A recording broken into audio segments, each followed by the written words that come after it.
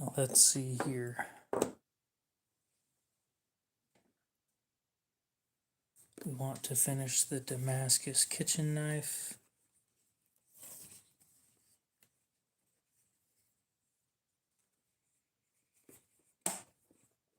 Aiden, what's up? I got it reblasted. Thing's basically brand new.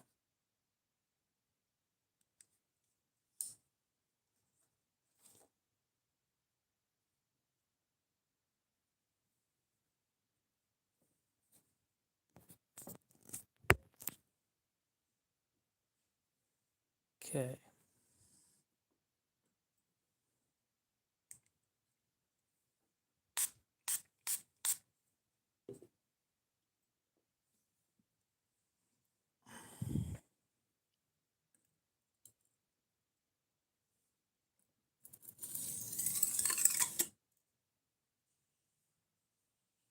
Dakota, what's up?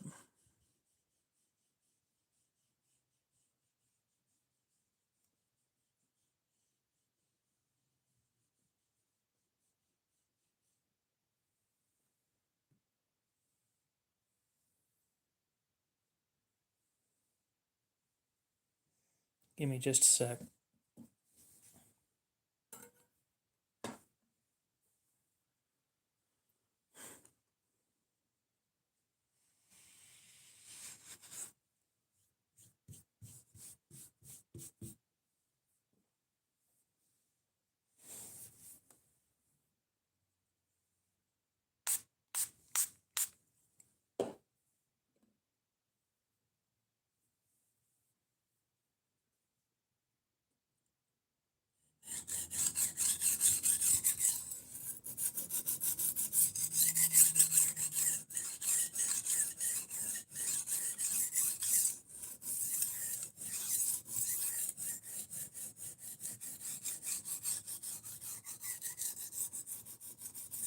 Roses, what's up?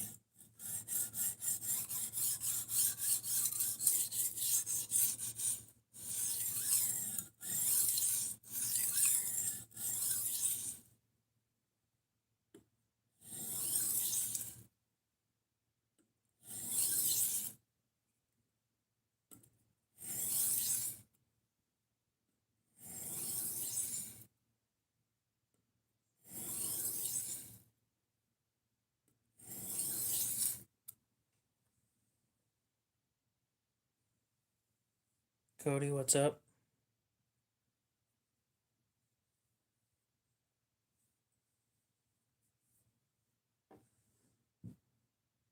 Mm.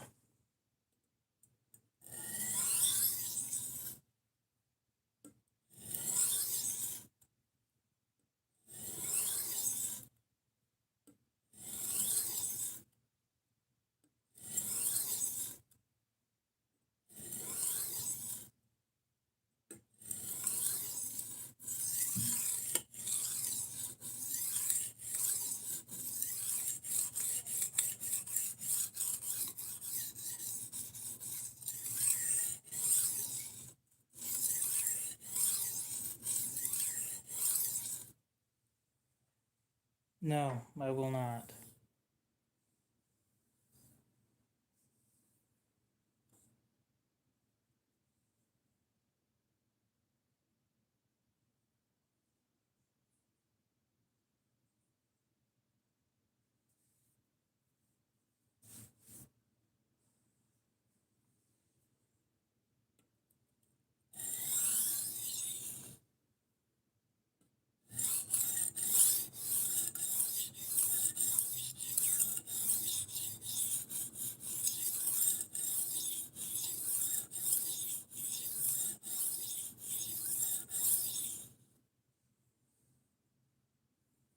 Dude, you ask almost every time that I live stream.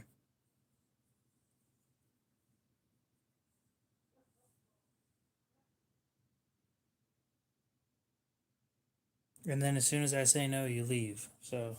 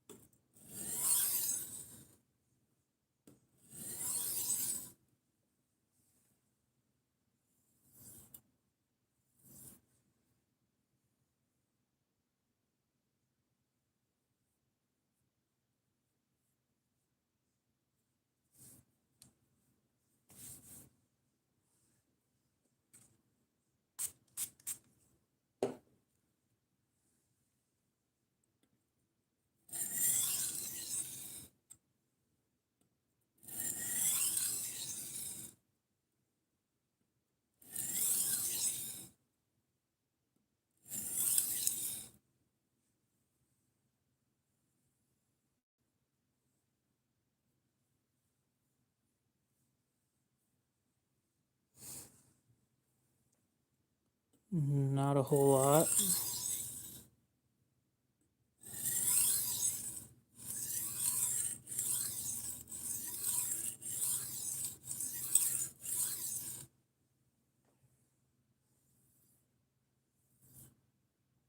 At the moment, sharpening knives for somebody. I think that's about good for this one.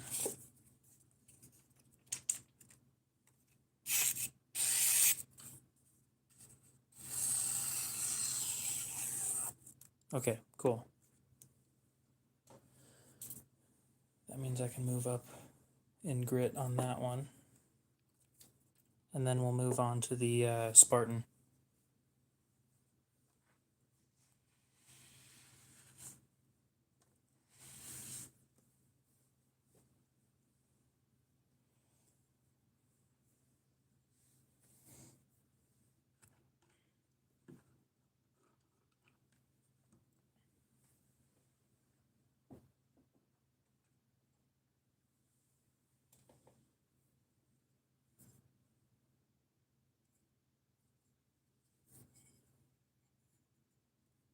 I'll probably take it off. I won't be at home all day on Christmas Day, most likely.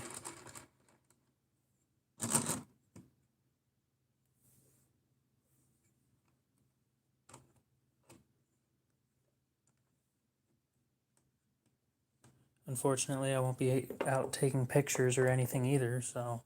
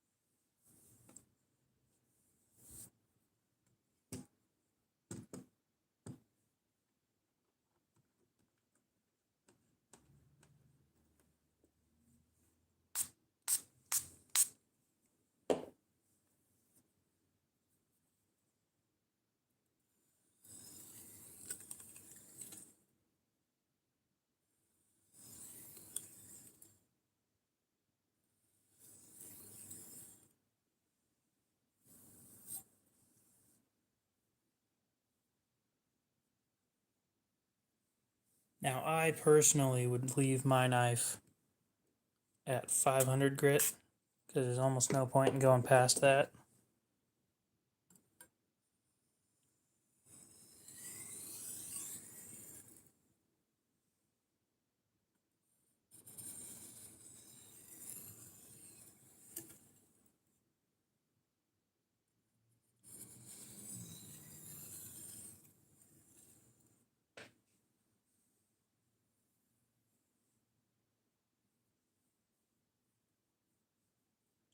But again, I like my stuff with a toothy edge.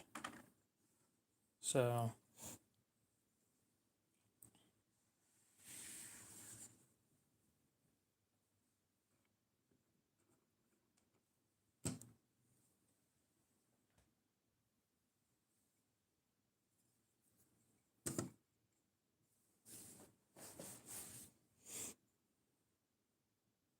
knife of the year is going to be either the Sebenza 31 or a Spyderco Para 3.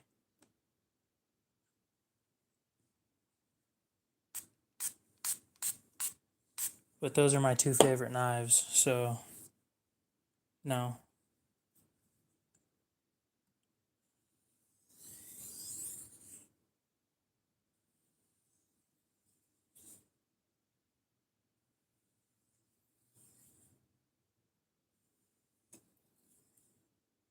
Toothy just means low grit.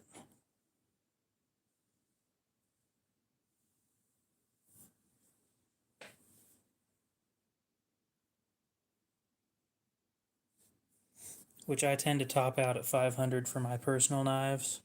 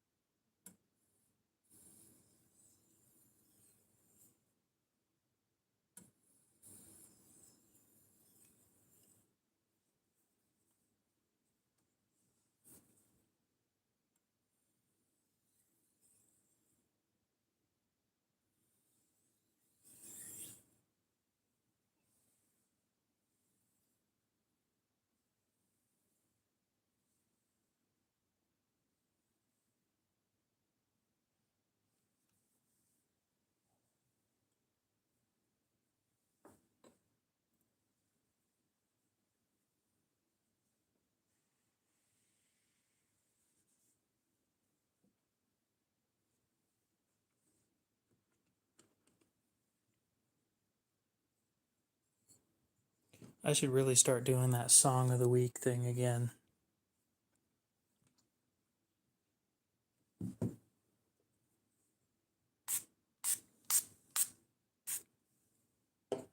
Problem is, I don't remember what song I listened to the most this week.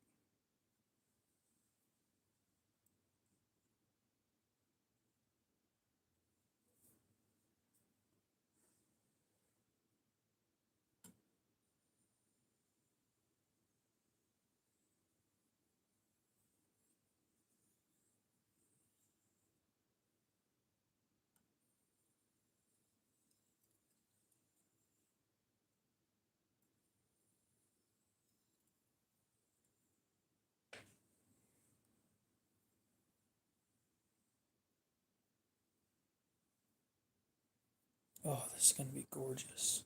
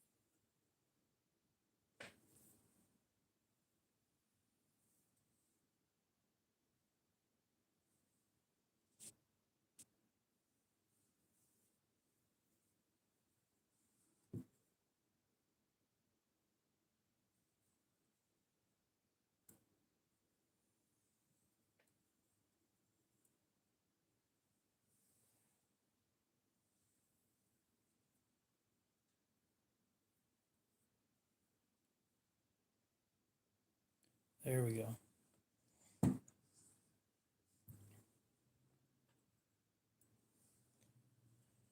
Now that I actually finished that one, unlike earlier when I left some chips. Of course, we don't leave chips when people are spending as much money as they are on these. Professional sharpening costs money.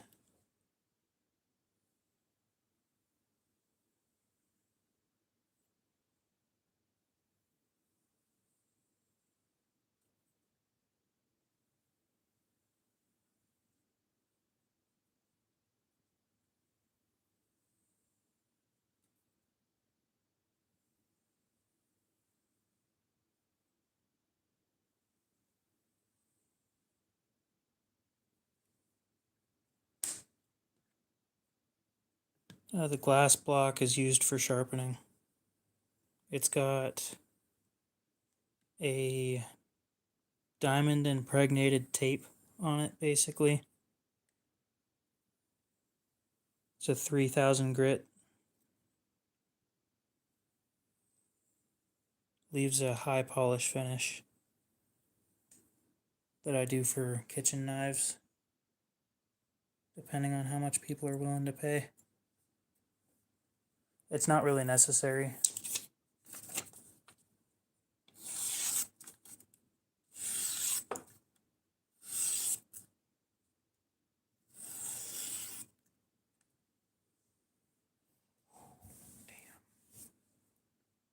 Now, sometimes I forget just how sharp things can be when they're thin.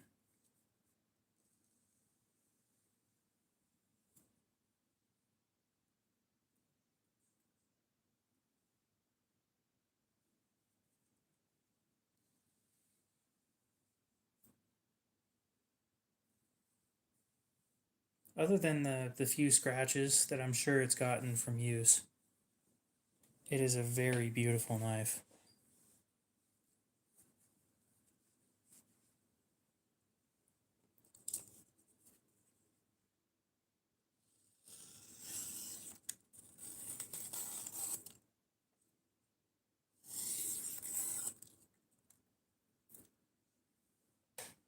Beautiful. I expect no less.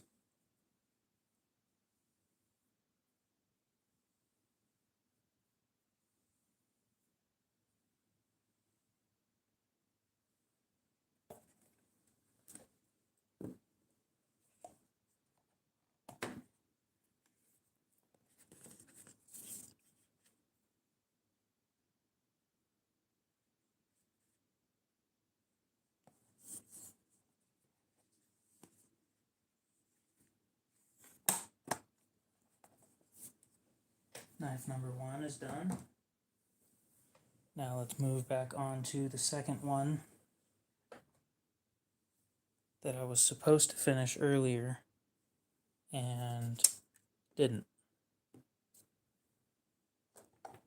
Had to go pick up that Incoisi before they closed.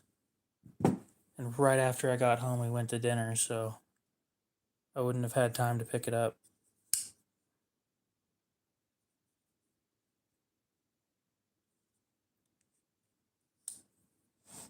All it really had was a little bit of scratching on the pocket clip.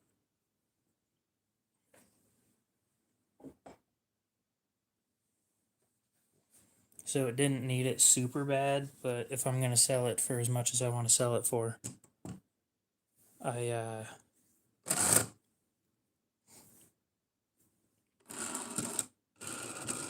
want it to be in as good of condition as possible.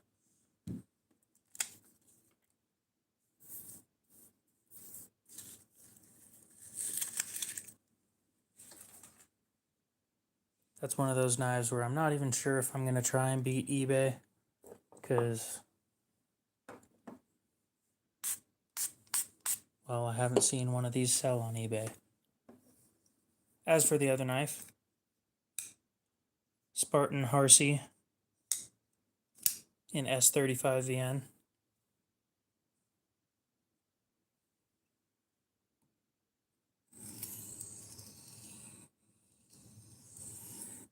Well, you have fun with that.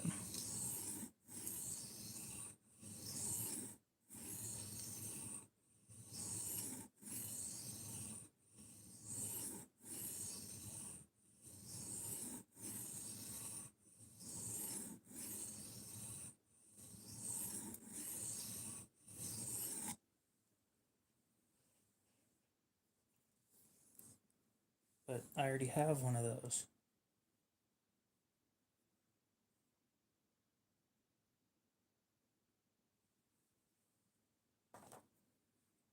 And then once we're done sharpening this, we'll redo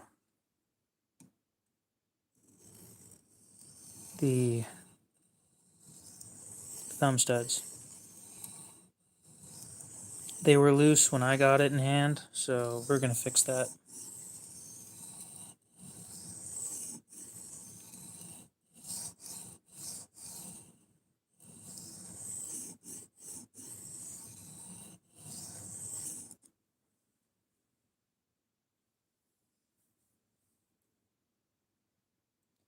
I'm pretty sure that this is DLC coating. And it shows 5 years of hard use, and all it has is one scratch that show for it.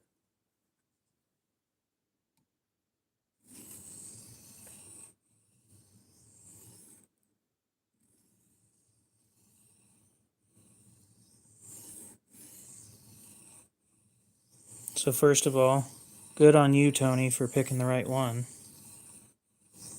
I don't usually go with coated blades, but if the steel is going to be softer anyway, it's worth it to not get those scratches. Oh my god, we're right there. Just barely.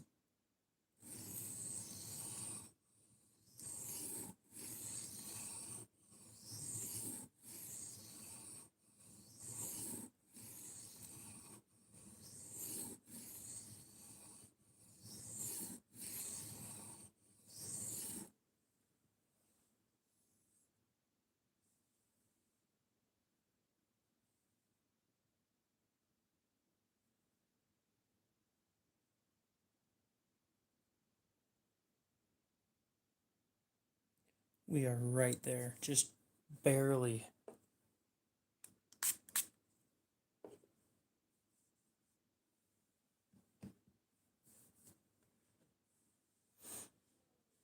Pigeons, what's up?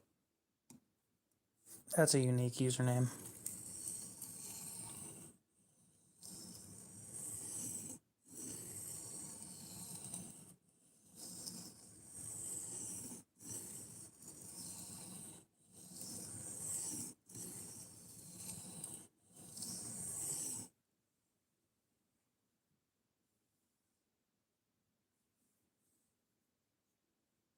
Hey, we don't get a whole lot of unique usernames online. I have to give credit where credit's due.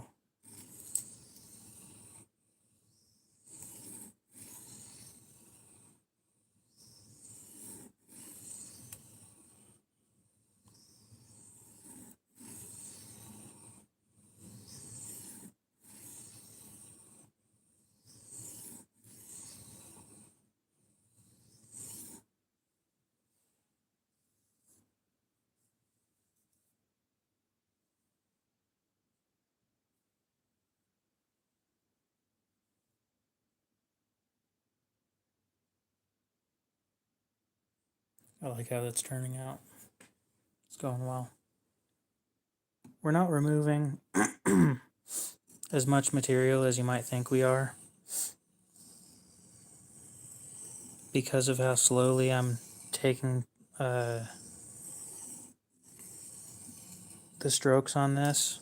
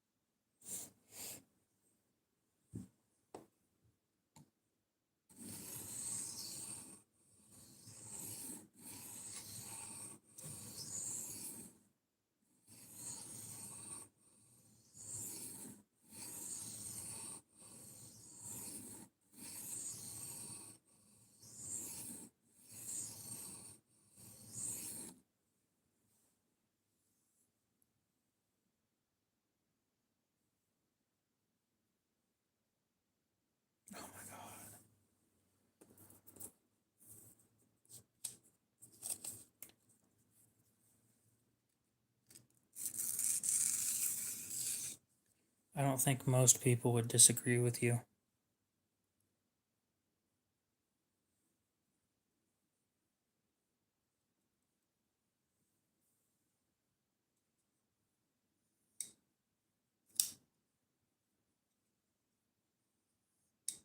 Probably.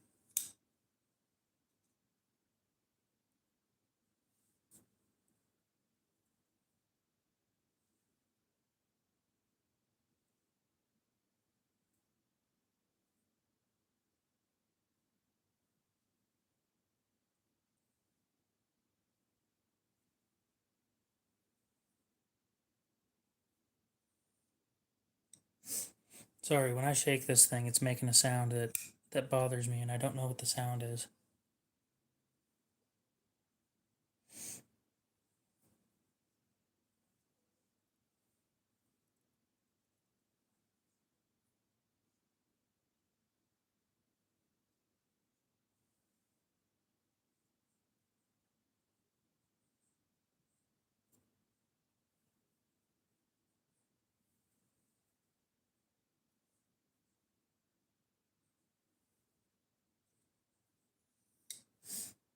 They make them illegal because they are scary. That's the reason why. They're more dangerous to the user if used wrong than they are to other people. But they're flashy, so they seem dangerous.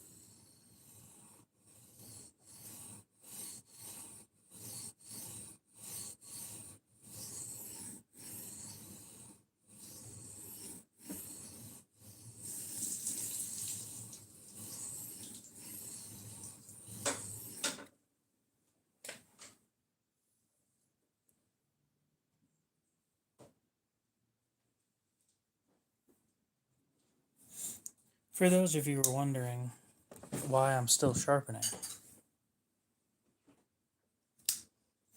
I will show you why I'm still sharpening.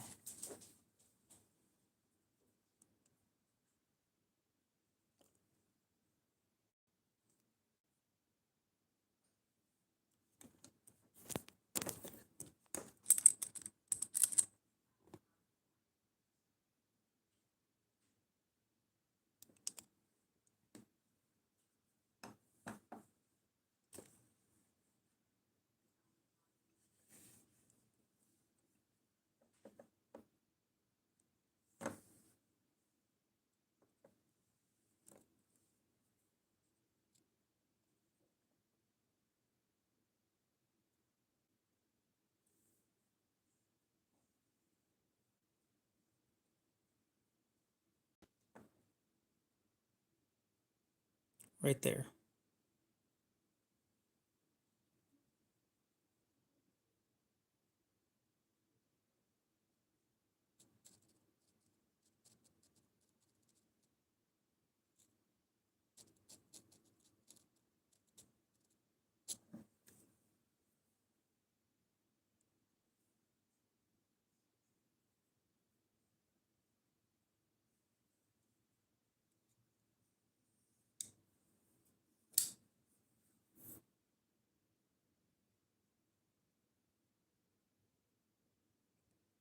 Yep, unfortunately, And then the knife gets the blame for somebody being a moron.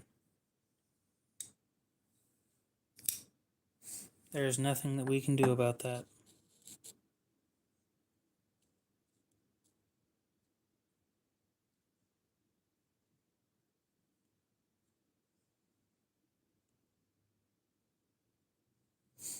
That chip right there.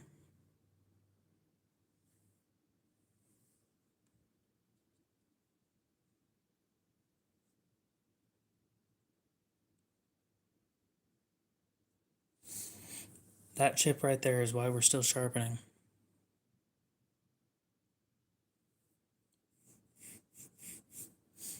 Something got stuck in the microscope.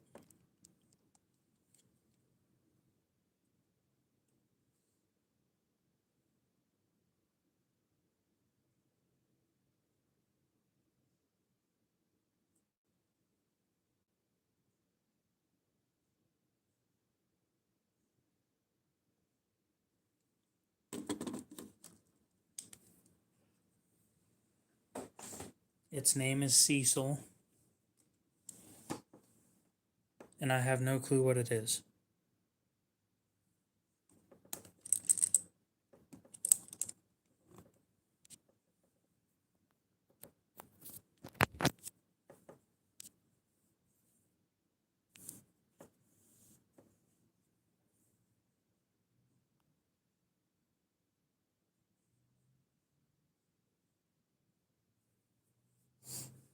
Okay. There was something I was going to do. Oh, yeah. While I take a break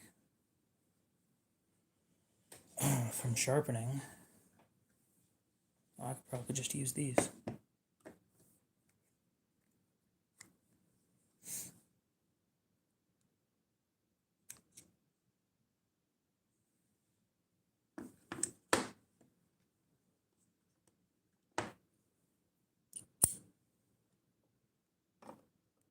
T8.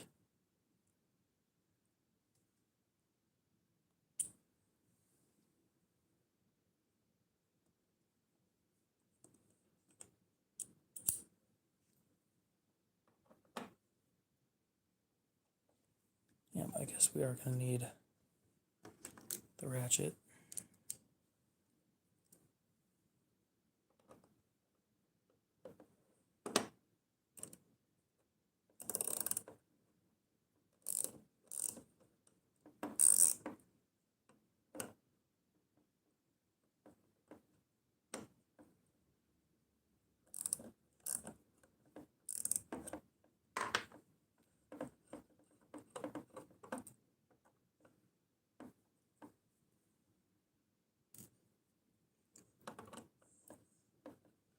We're going to clean under the pocket clip too, because I didn't do that earlier. Gives me something to do now. Made in April of 2019.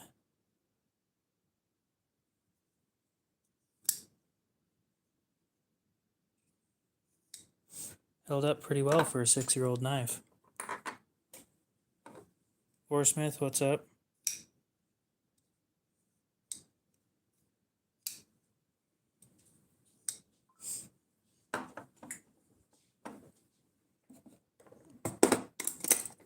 Dang, this thing's smoother without the pocket clip.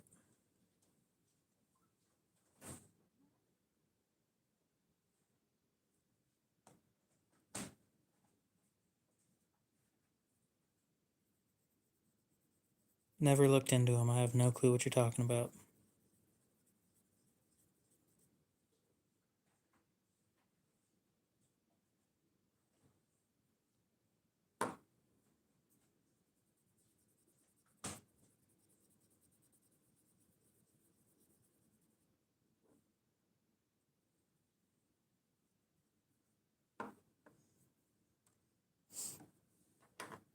Well, it definitely isn't new.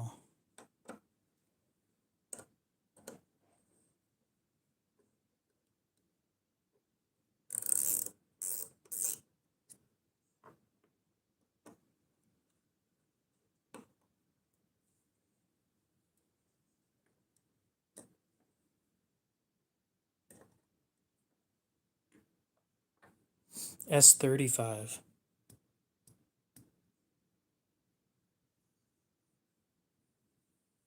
It is old.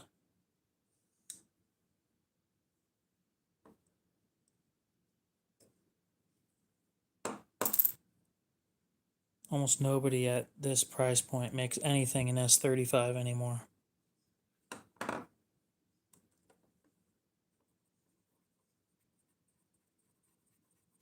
So my listing on Marketplace says premium knife sharpening, and it's for knives that are 300 and up. And the dude sends me a message this morning asking if I would sharpen a Spartan and a kitchen knife. And I was iffy on the kitchen knife. And I was wondering what Spartan it was. And he sent me a picture of this thing and said, I know it's not in the $300+ range. And I'm like, what do you mean it's not in the... In my head, I'm sitting there like, these things are $500 new. Not 300+. It's a little soft. It's not bad. It's about where I'd want it, to be honest.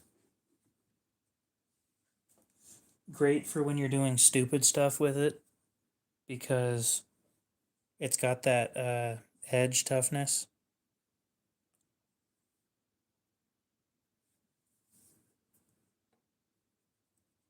I mean, it's a thick knife. It's meant to be a user.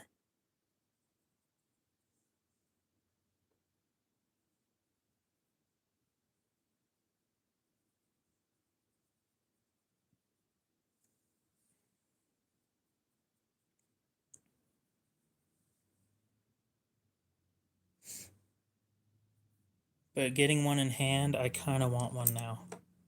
But a base model. I don't need any of the special graphics.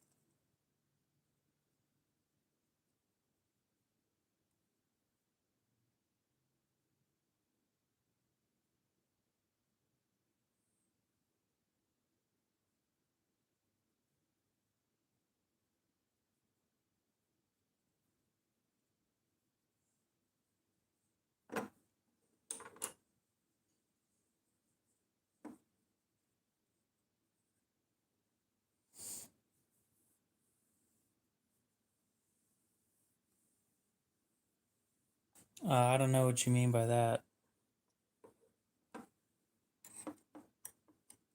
Specifically the ribbed part, I have no clue what you mean by that.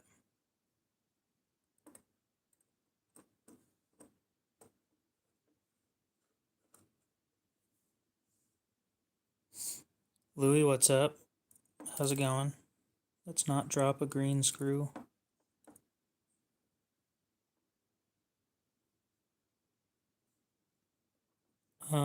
I'm not sure how much these go for anymore.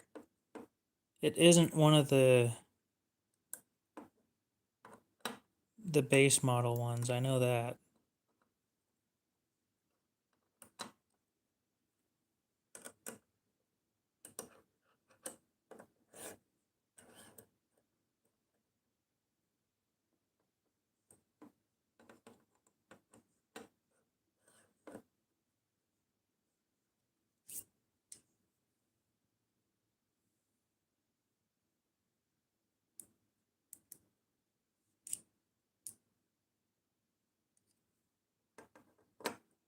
Oh cool, those ones are T8 too. Oh, I didn't pay for it. This isn't mine.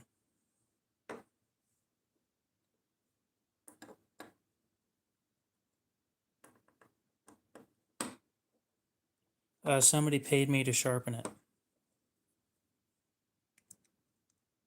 And I took it apart and cleaned it earlier too.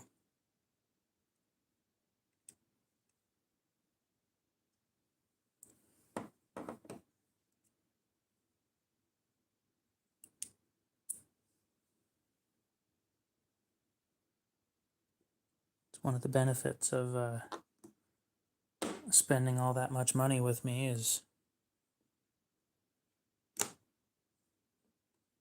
I try and give you your money's worth.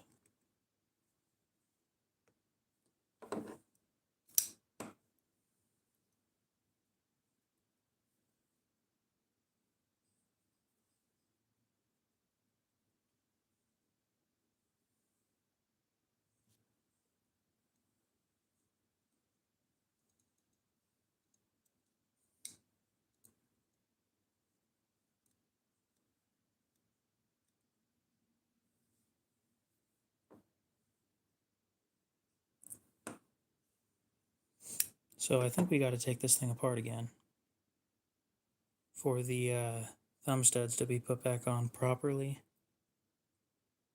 I need the blades separate. But before we do that, we'll finish sharpening.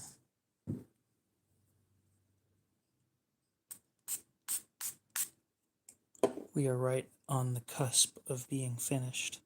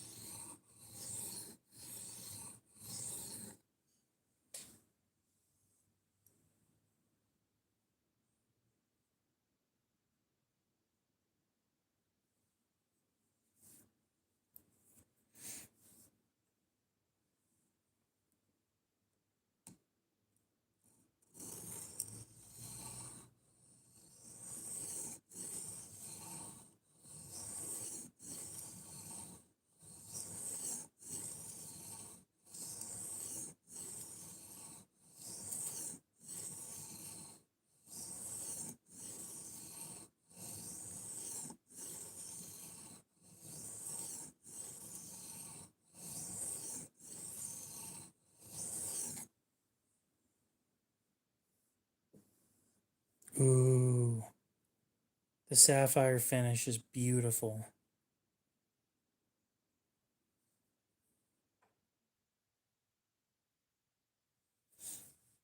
Good on you, dude.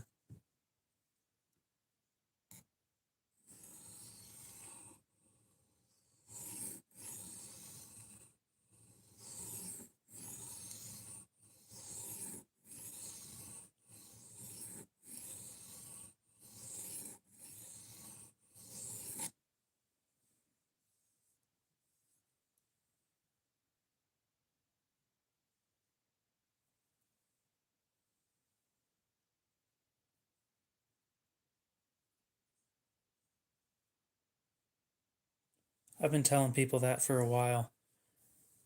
That sapphire finish on the Protex, you need to get one of those things in hand.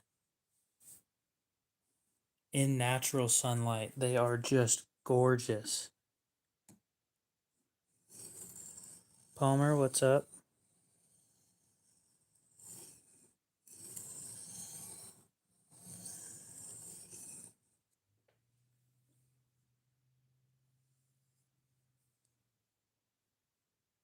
Mm.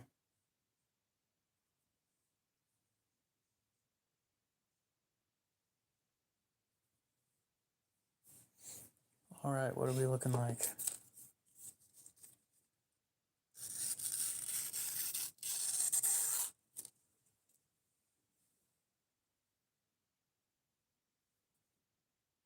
A lot better than it was.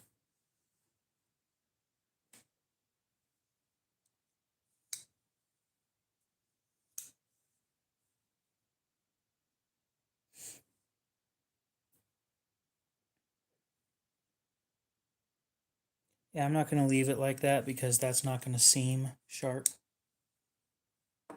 It is when it comes to meat,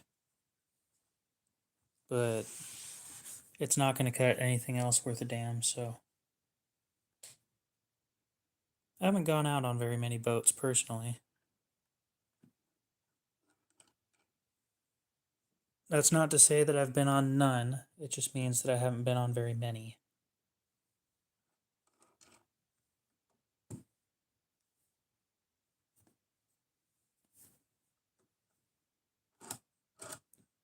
Still think one of the most fascinating things I've ever seen is a cruise ship.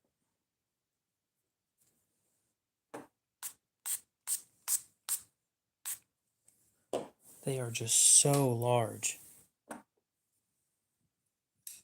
Moto Joe, what's up?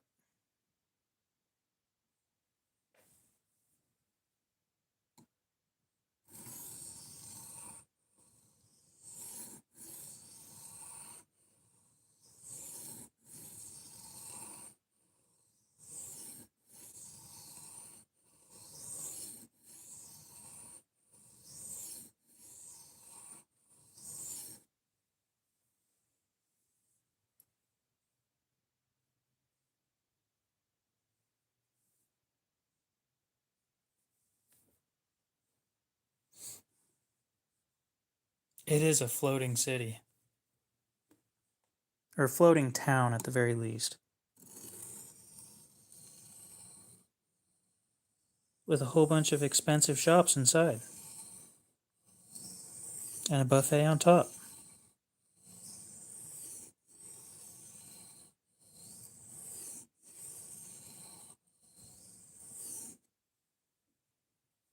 I sprayed a mixture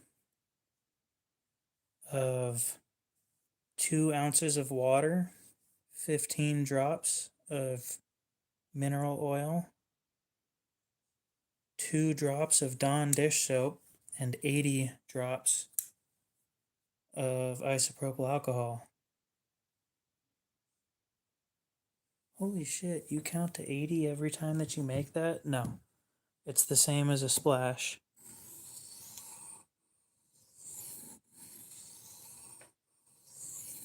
KO, how do you measure a splash?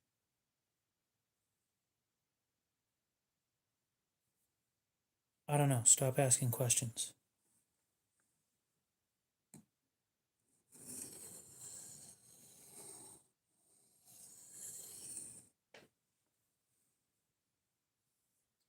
Five unicorn tears, yes.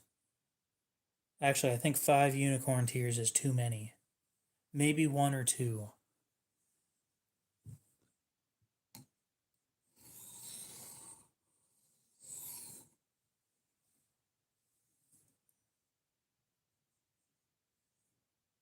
Oh, this one's got a stubborn burr.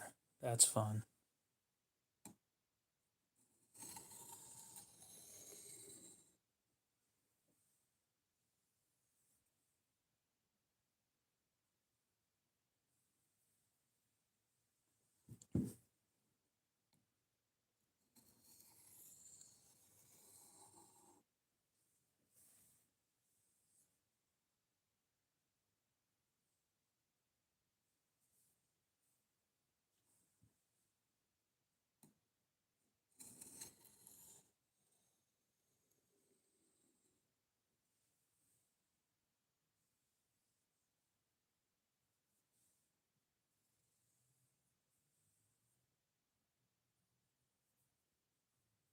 All right. I think I'm going to strop it here.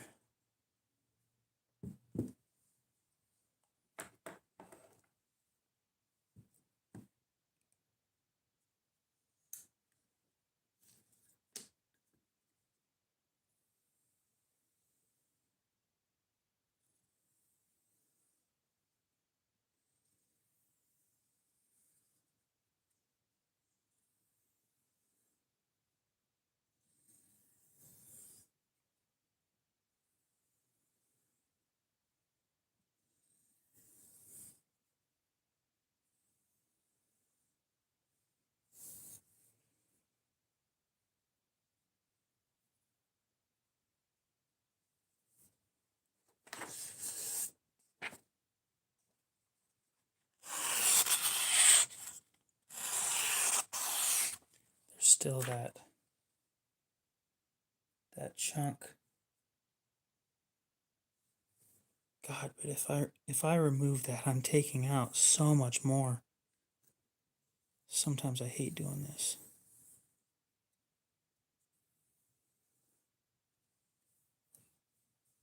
No.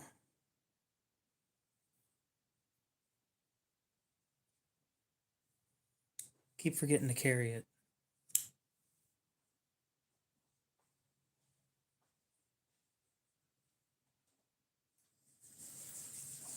Well, let's cut some more paper and then we'll see where that chip is.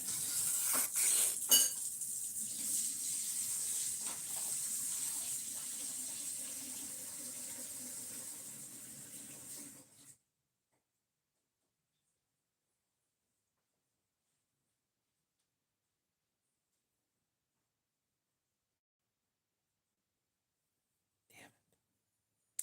You know, I was really hoping we would be done right now. I suppose not. Well, it's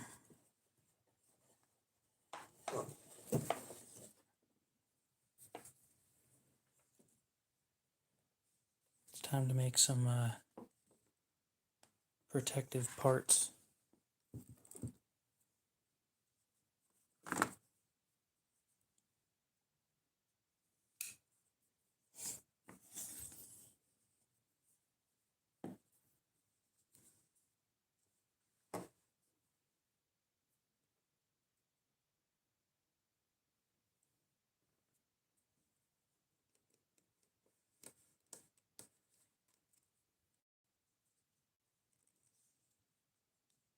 Damn.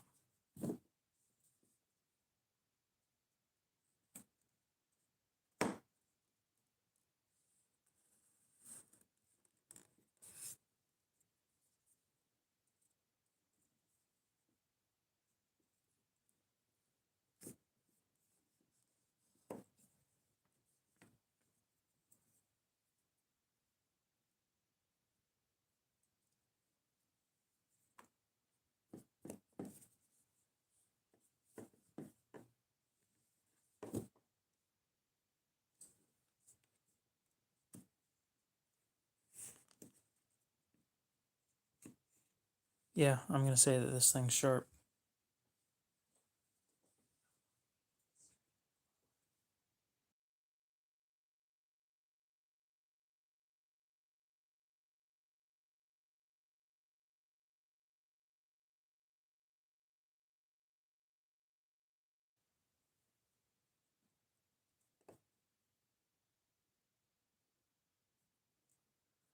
Line up the cut and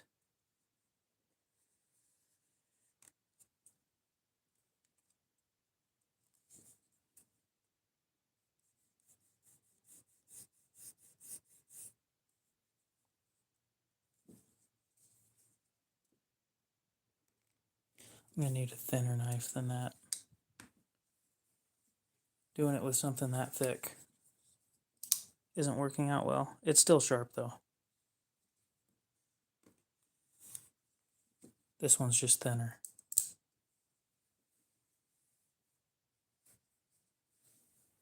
This one's too thick behind the edge to cut the leather easily. And no, I'm not doing this for edge retention testing or anything.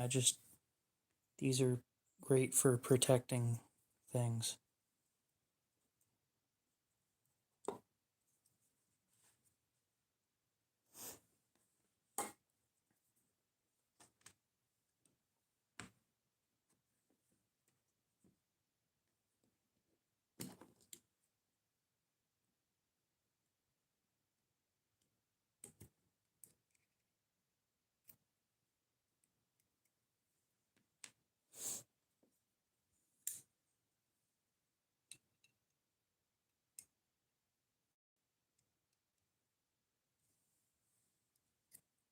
Oh, I grabbed a T20.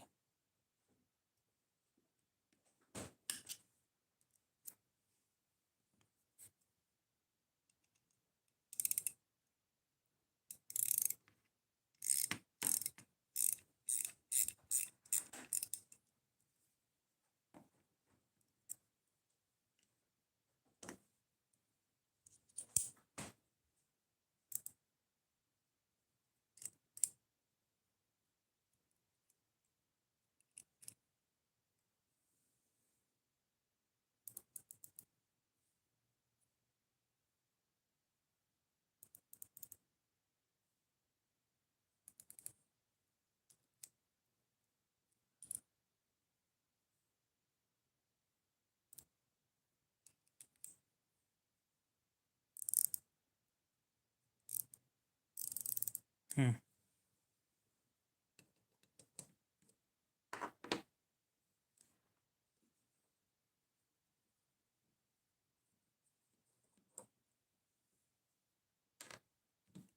It's just the single longest screw in history.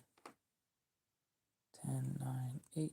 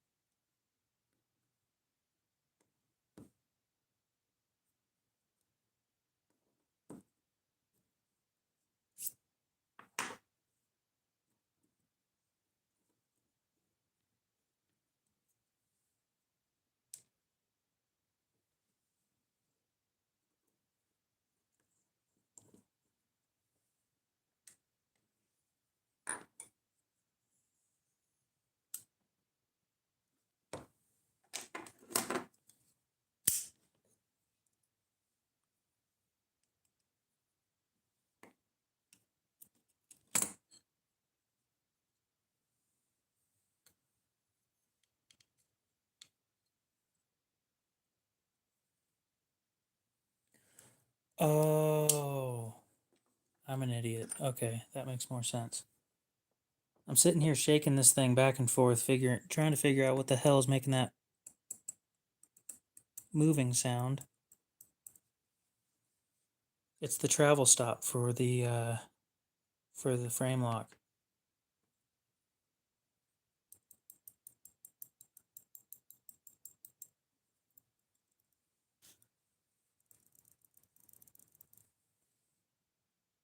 That makes a whole lot more sense.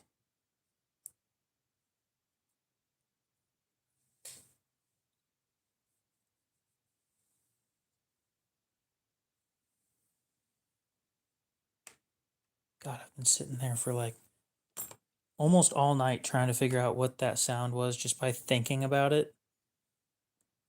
Never even came to mind that it might be that. Okay. So now we need to put the thumb studs on those.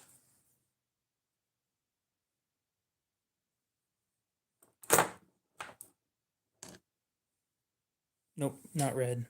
Blue.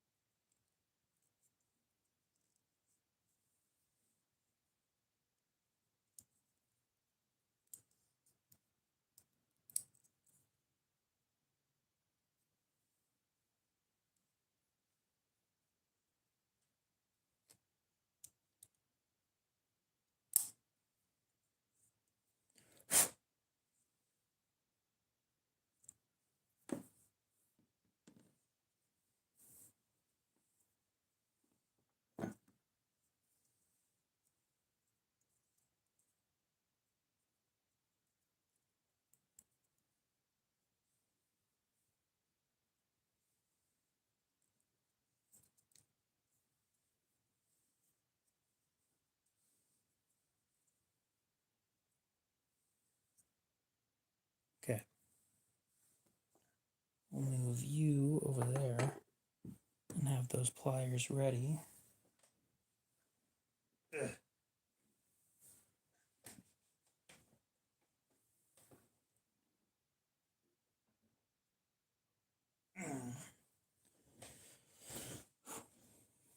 thread lock.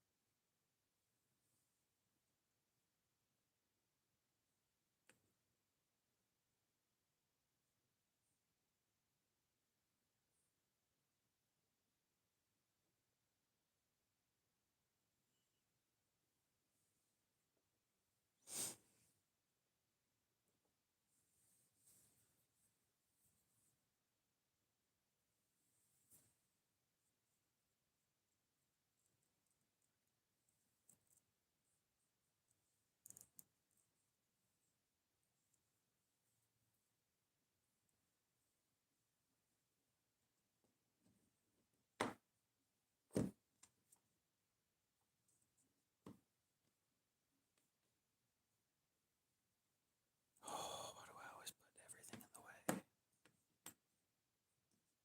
On the bright side, this stuff doesn't dry unless it doesn't have contact with air, so I have unlimited time to work on this. Alright, you pile of crap.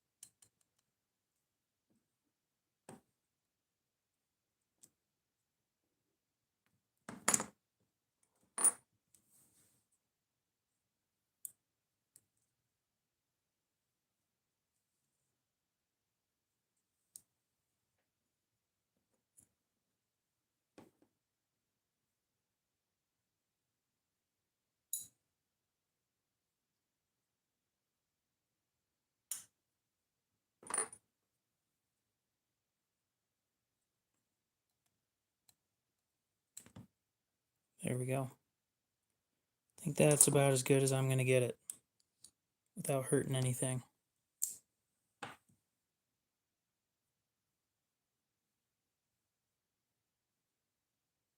Wonderful. Looks good. We'll wipe this off and re-grease it.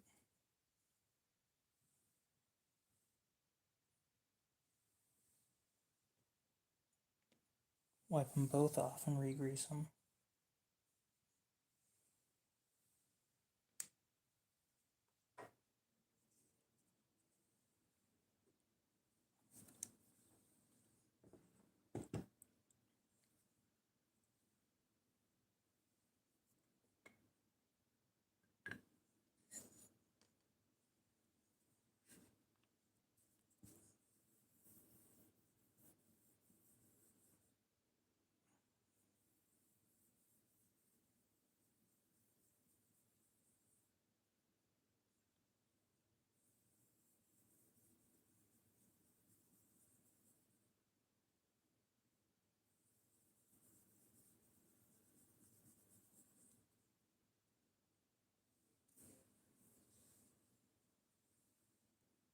Beautiful, even better.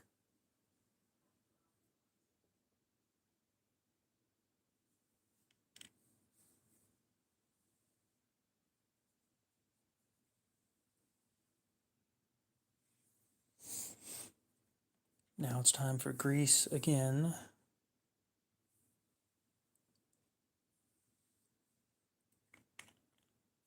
And then proper tuning.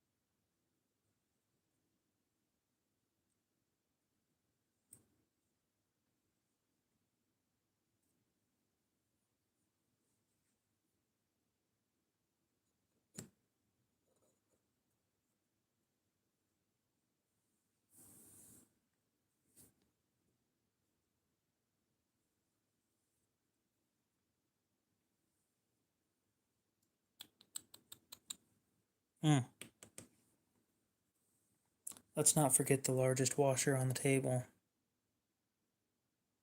Second largest washer on the table.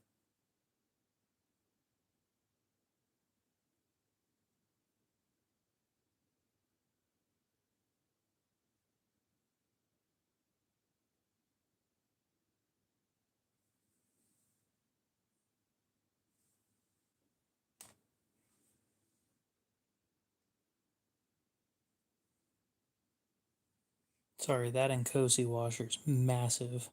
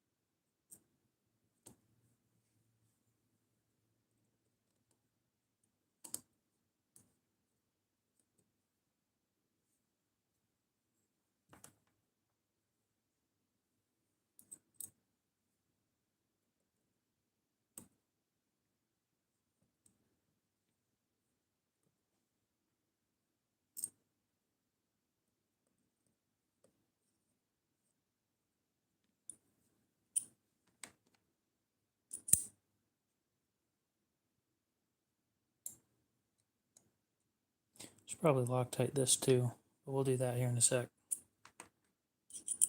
Torque all these ones down to my whatever spec I say it is.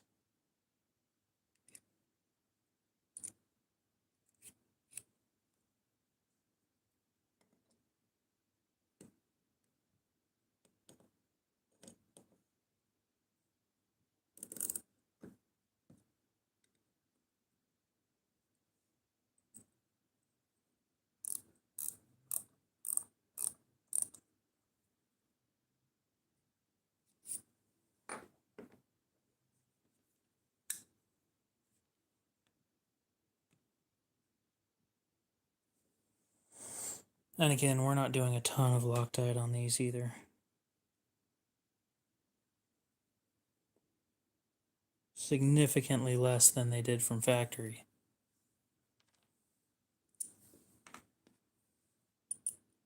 Because taking this thing off sucked.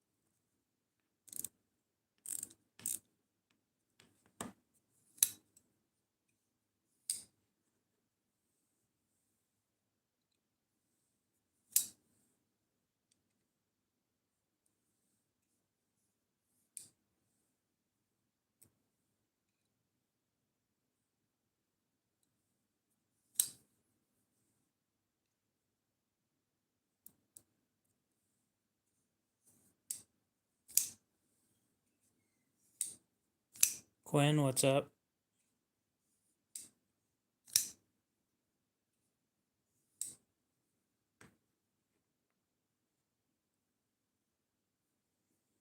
Does this thing shave? It better shave. Oh, yeah, it shaves. Okay.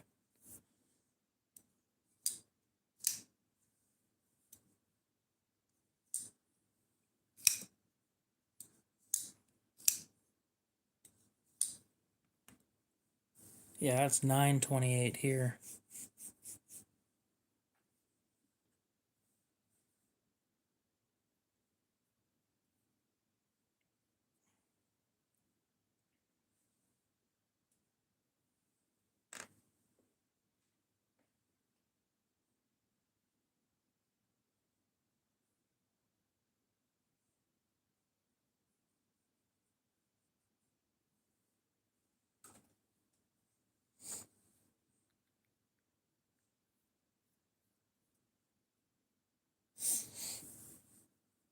Oh, I still need to sharpen it. I really don't want to sharpen it past what I've already done. And yes, I have a reason behind it. It all has to do with the life of the knife. The longer you wait to sharpen that chip out, the better, but people want sharp.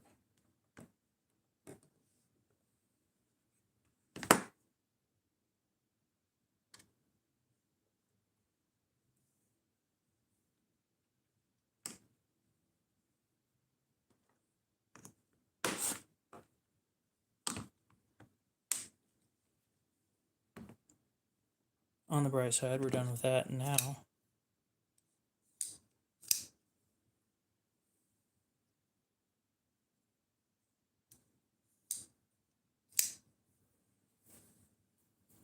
New FNAF move. I think you mean movie, but we'll just go with move because that's what you said.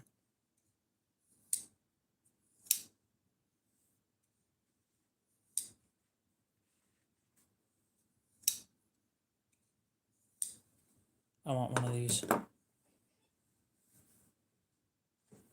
Not like super bad, but I do want one. I'll get one eventually. Just a plain Hary. I don't need any of the special decals or anything.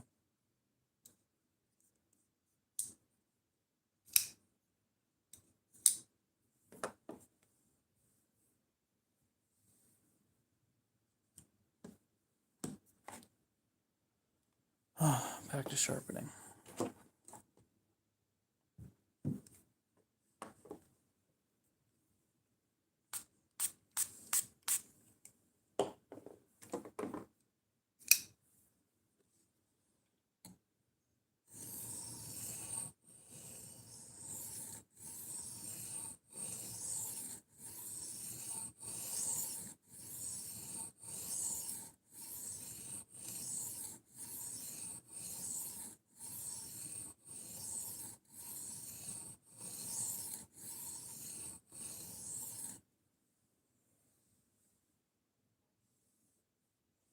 No, I kind of like the plain titanium look. I actually really like the plain titanium look. Like, purple is great and all, but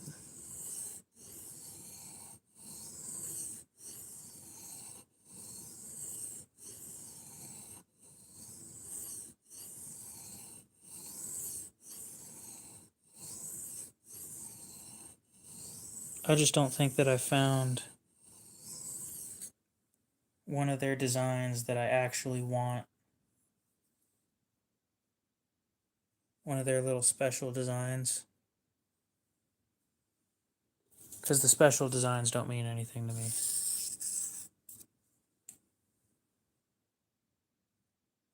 It's almost done.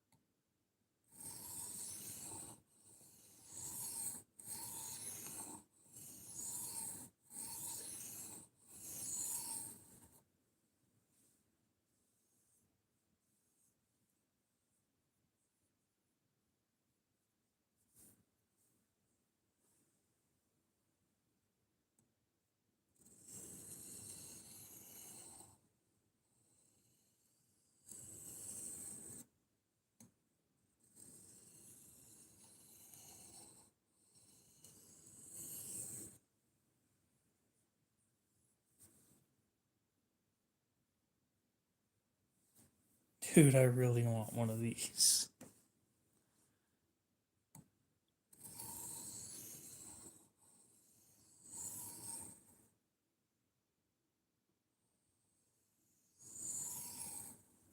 It's not until you have one of these in your hand for a long time that you figure out you want one.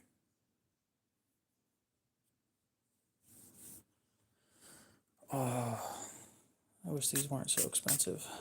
Now I'm gonna go on Blade Binge and try and find one.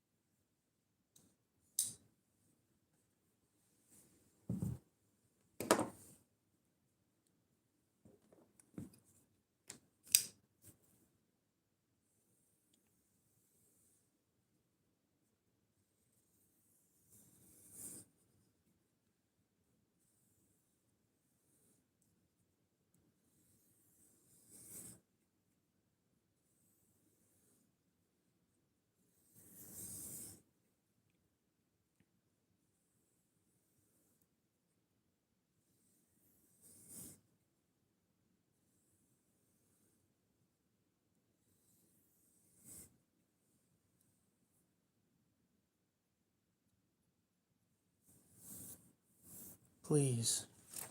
Please be done. Fuck.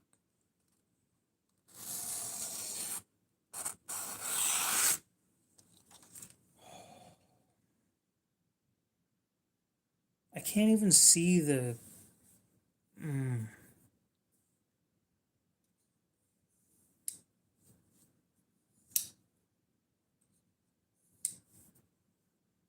The stubborn burr on this thing really annoys me. Other than that, yeah, the kitchen knife was easier than this. I hate kitchen knives. I'm not saying I won't do this knife again.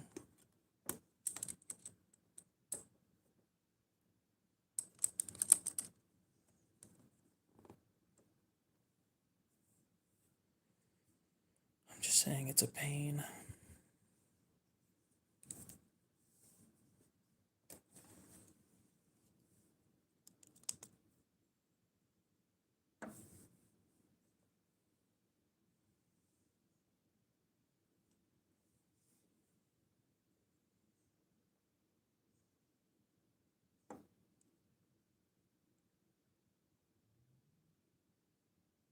One right there.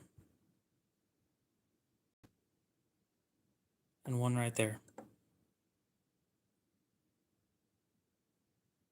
That's it. They're literally microscopic.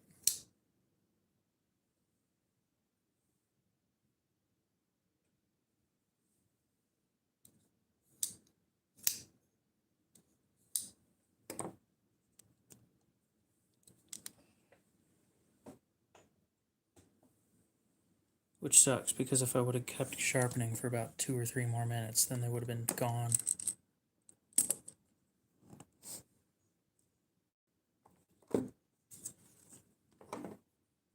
The bullshit I do for $20.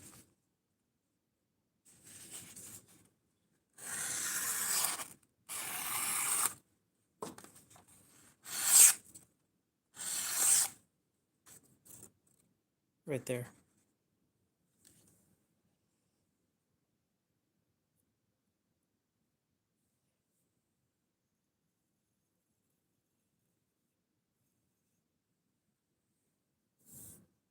rest of it shaves so easily.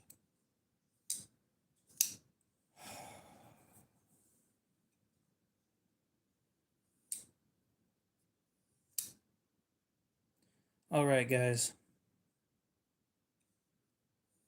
Here's my question for you.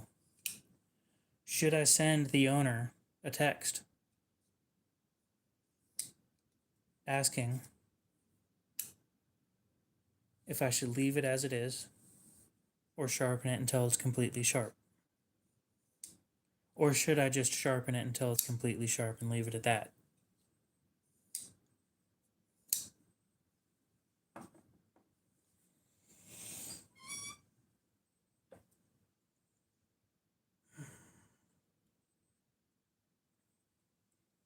Kind of wish I was sitting on like a giant ice cube right about now, because this chair is hot.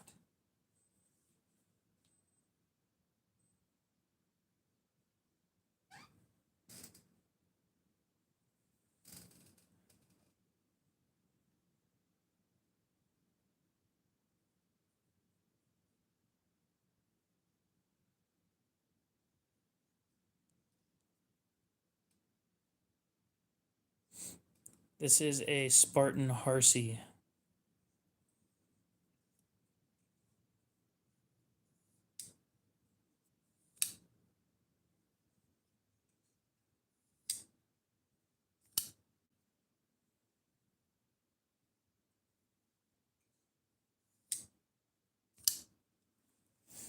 I'm currently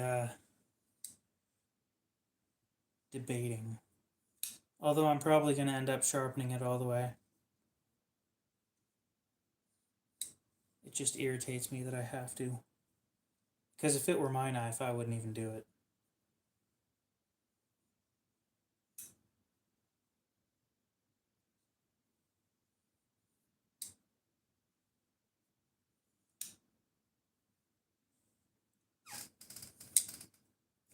Well, I was thinking the same thing. They're literally microscopic spots that don't cut paper. Literally microscopic. It doesn't get any smaller than that. But they catch on paper. And you'll notice it if you're cutting paper.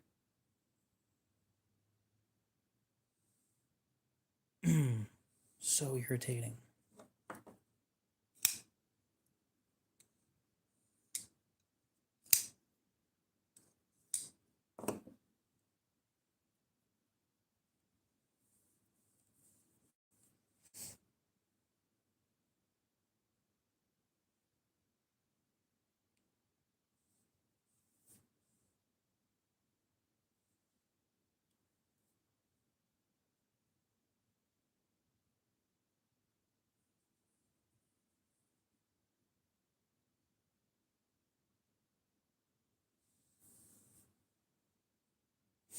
It's S35 VN.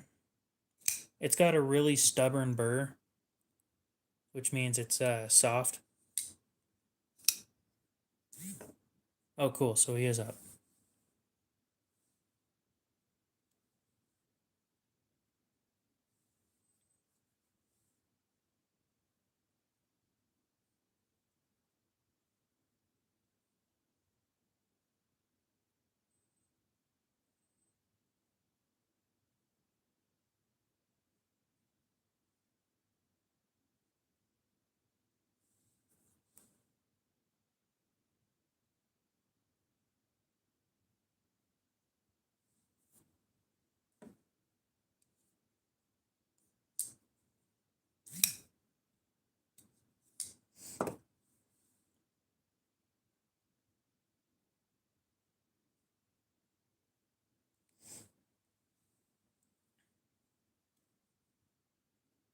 Go over to YouTube.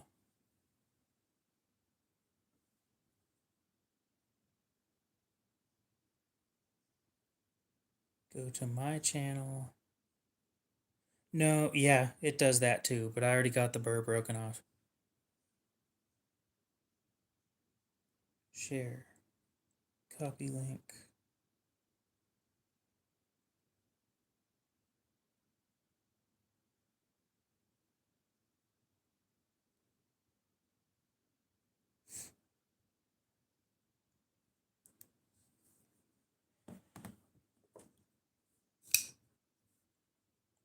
So, well, I might as well just zoom in. I'll show you guys under the microscope again.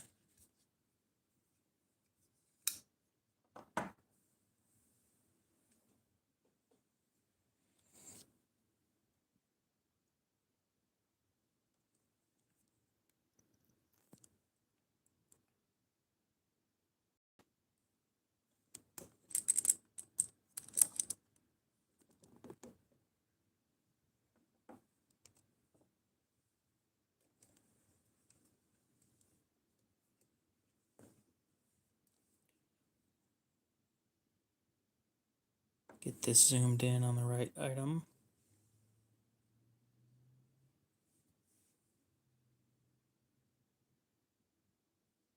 And there it is. Right there.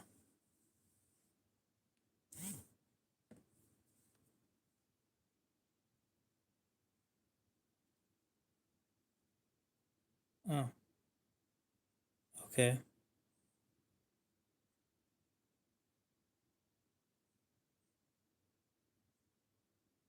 No, it's not a portable microphone. It's a portable microscope, though.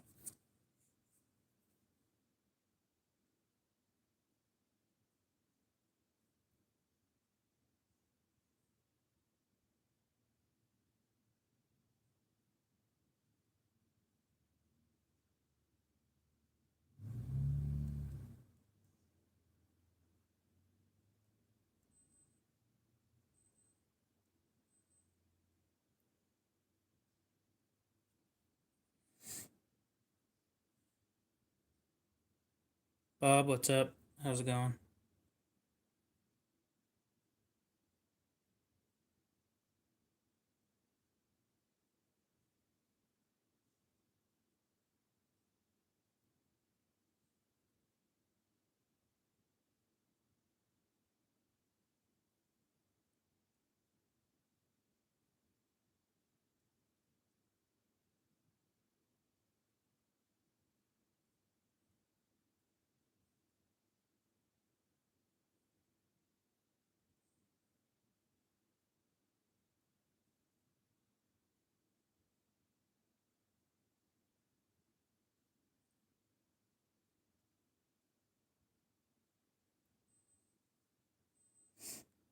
Alright, so my explanation was basically there's a microscopic chip on one spot of the blade that is causing it to not cut paper cleanly on that one spot. Do you want me to sharpen that now or wait until next time? And you guys can see it barely. That tiny round spot right there is the only thing that's causing it to not cut paper cleanly.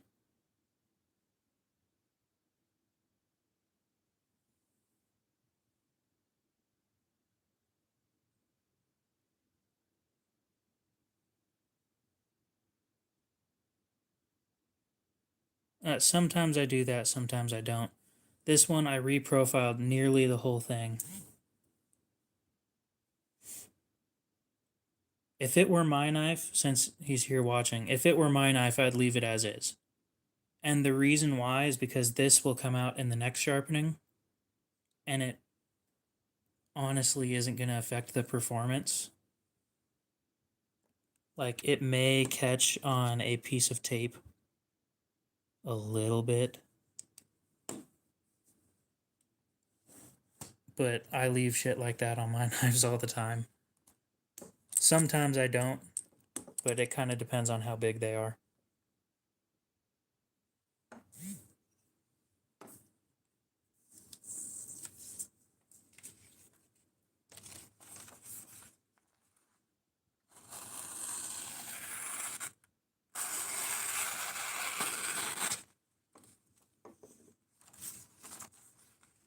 So on that one, we could see it right there.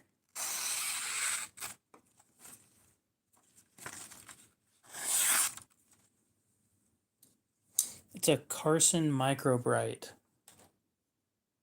It was gifted to me by one of my subscribers. I think they're like 20 bucks.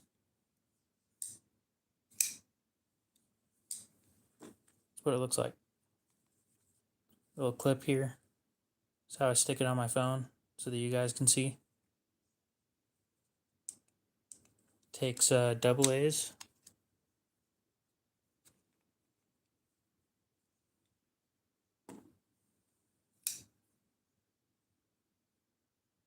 Well, I am going to strop it back real quick.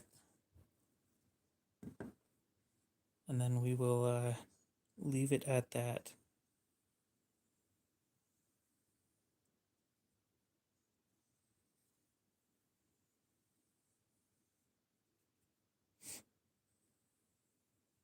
I did the same shit with my first Sebenza too.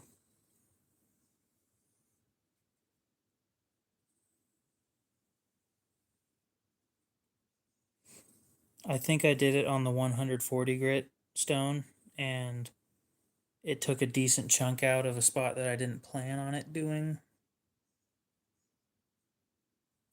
Shaving. Yeah. It shaves with the weight of the knife. Just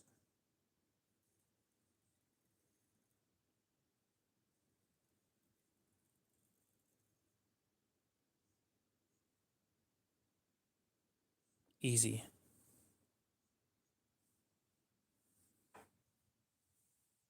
Oh, it's beautiful. I want one.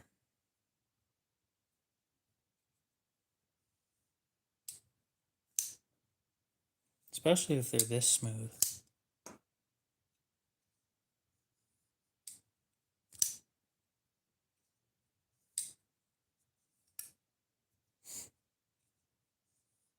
So if we are done with this one, then I'm probably going to move on to the next set that I have to do.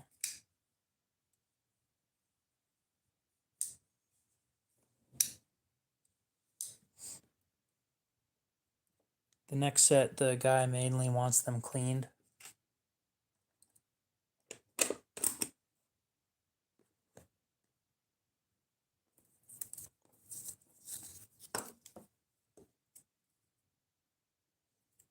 Yep, no problem. I will warn you in person that this thing is sharp. Very sharp.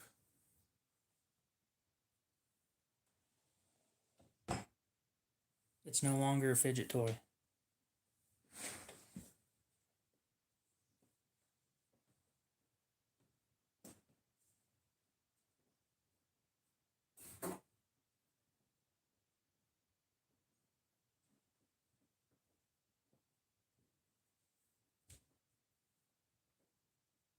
Oh, I really want one of these. You know, here in a minute, I'm gonna hop on Blade Band and maybe look for one of those.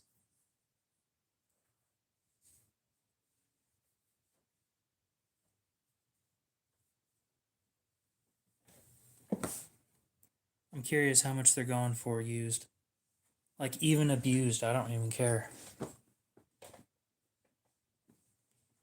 I wish more people would put their abused knives up for sale. Because I like ones that are used. Ones that are trashed so I don't feel bad about using them.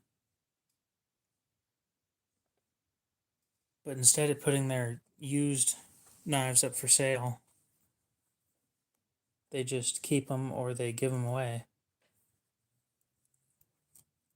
I don't think the giveaway thing happens very often with heavily used knives.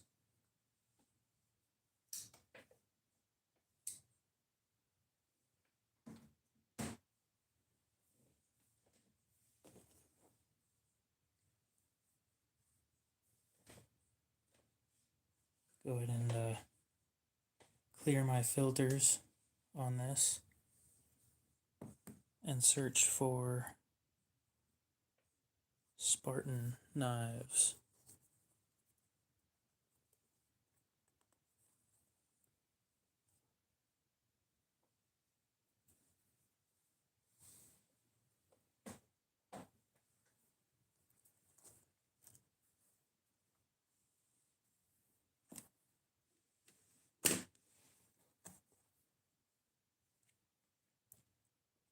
Set of 5. He wants them cleaned up and sharpened.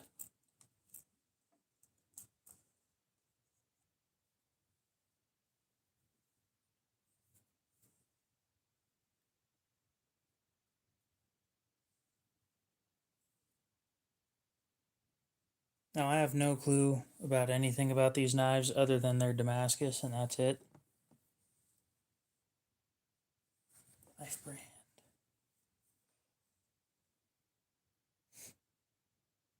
Spartan. LMNOPQRS.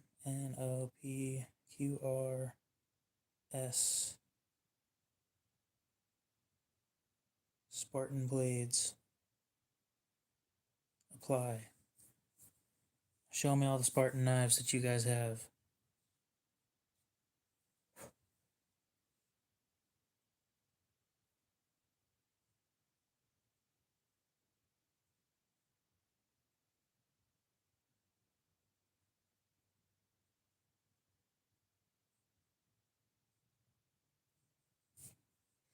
And search by cheapest.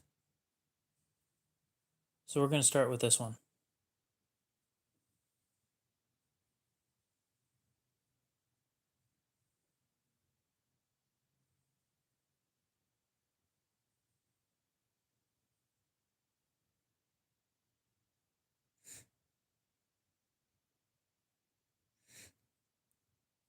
Talos, Aster.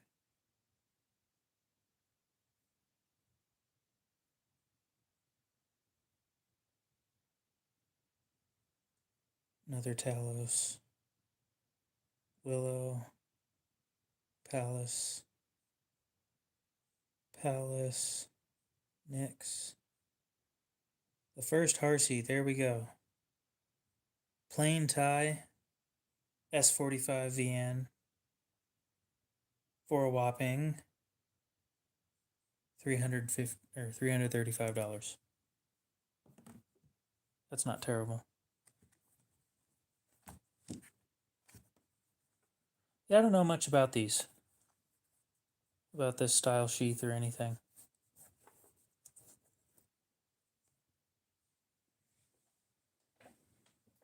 I guess it's like a carrying bag type thing.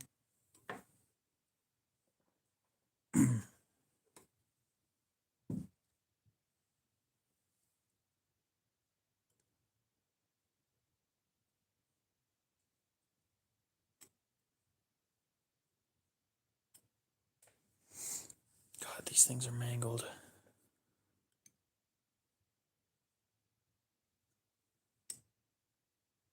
Oh no. Okay. Pens and pen blades, what's up? I'll be honest, I expected to be done with my live stream by now.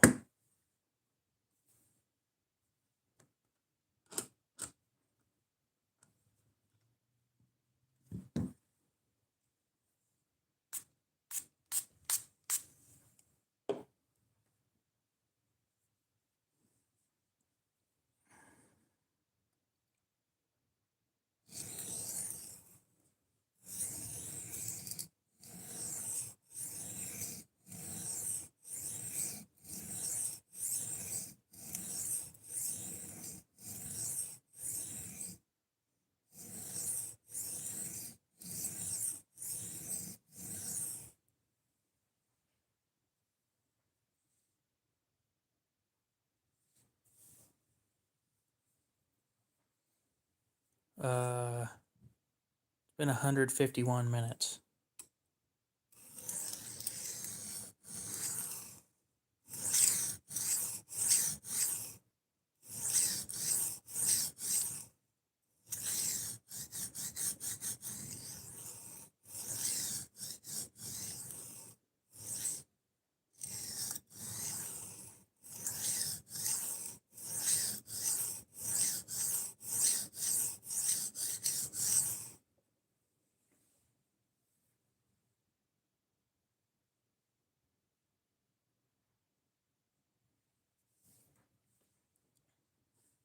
Or 1 hour and 51 minutes. So yeah. 110 minutes, yeah. How'd you know that?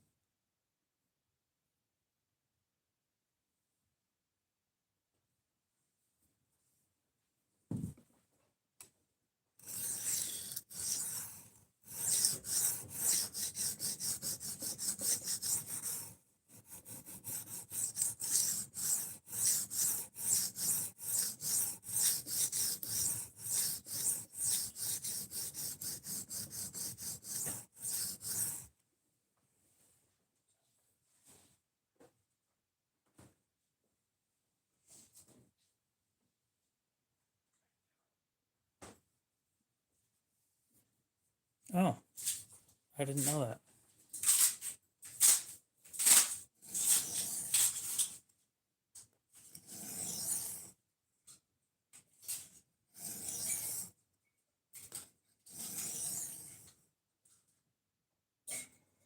Oh, these are flexible. Okay.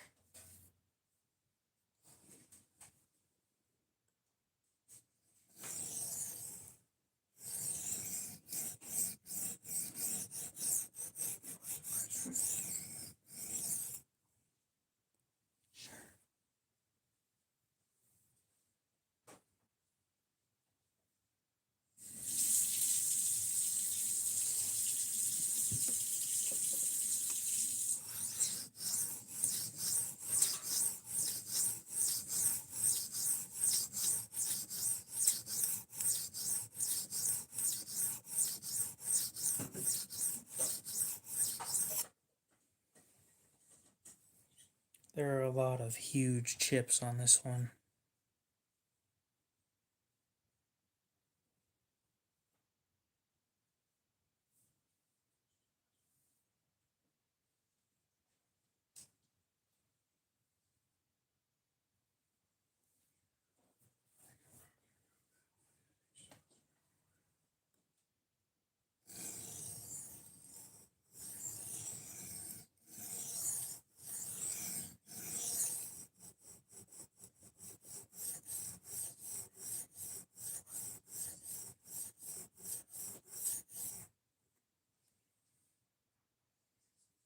A kitchen knife of some sort.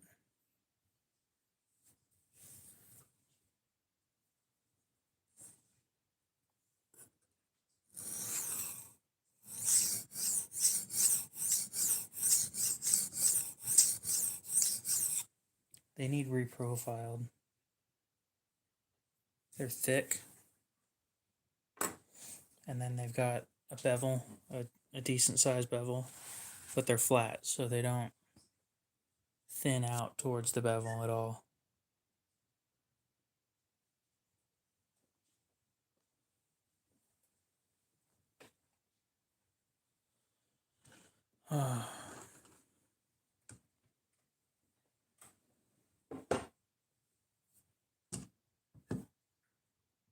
So let's reprofile properly.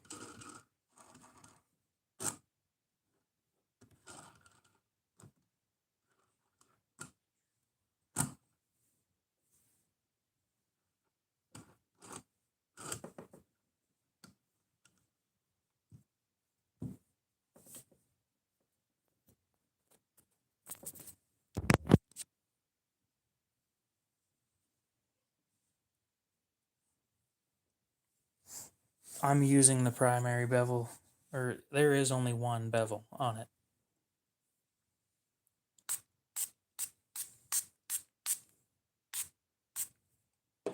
So I'm just sharpening.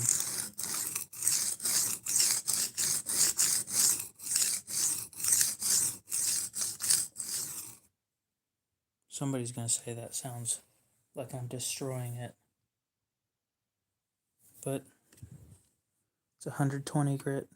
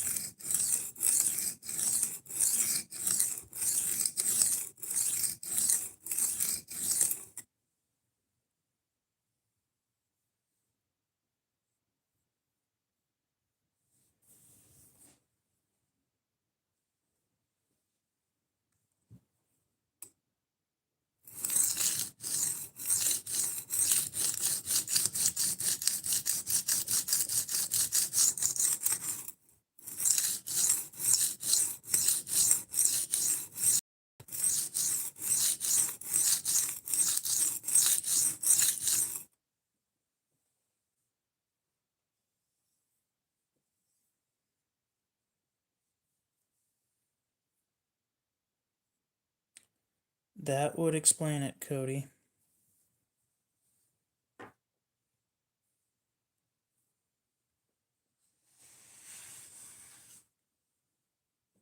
Next time you're looking for kitchen knives, let's look together. Although, I know where these came from, so...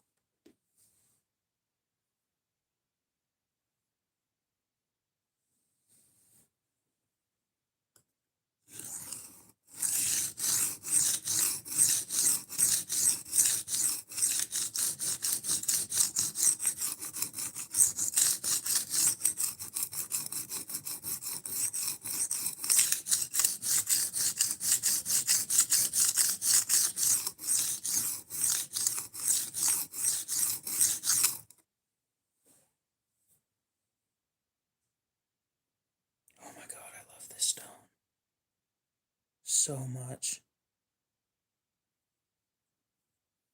It removes so much material so fast.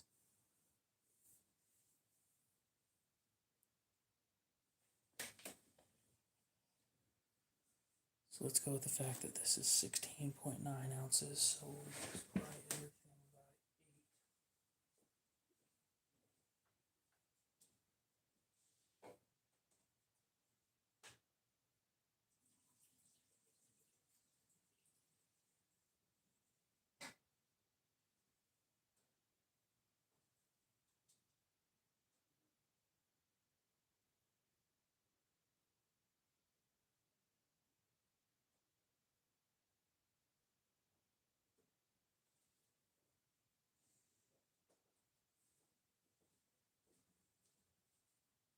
And we'll do 8 splashes of isopropyl alcohol. Yeah, this one's a 120 grit resin bonded diamond stone. And it works miracles. It removes so much material so fast.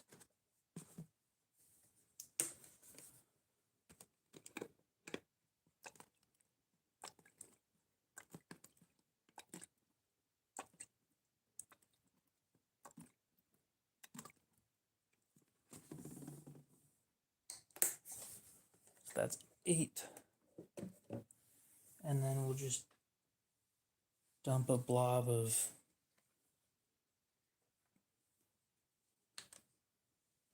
mineral oil in there.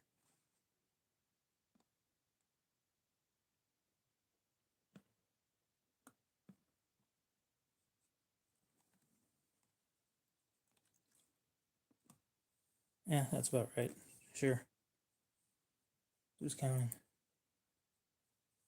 I'm making this shit en masse now.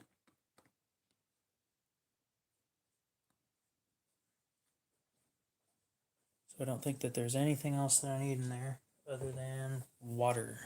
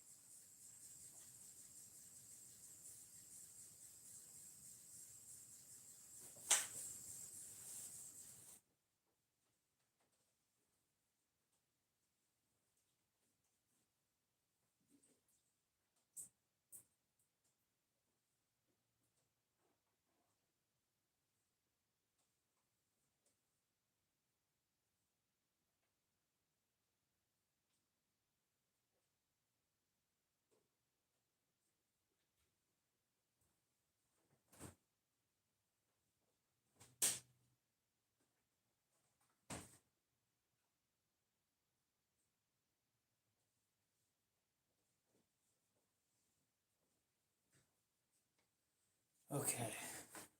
I made more sharpening juice.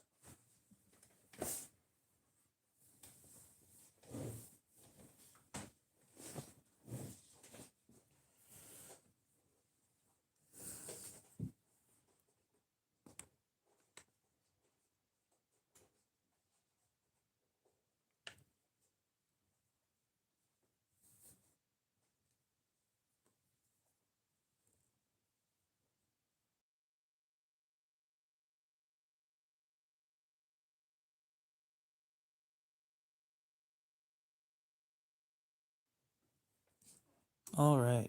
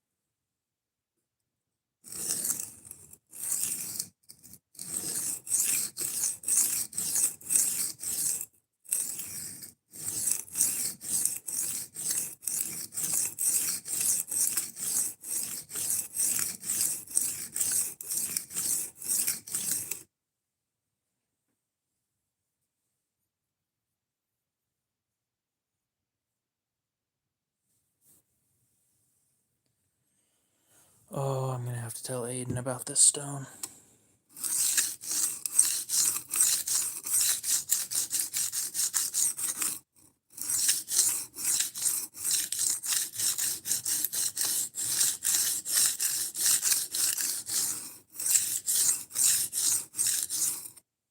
Although he already knows about it. He's the one that got it for me, but still.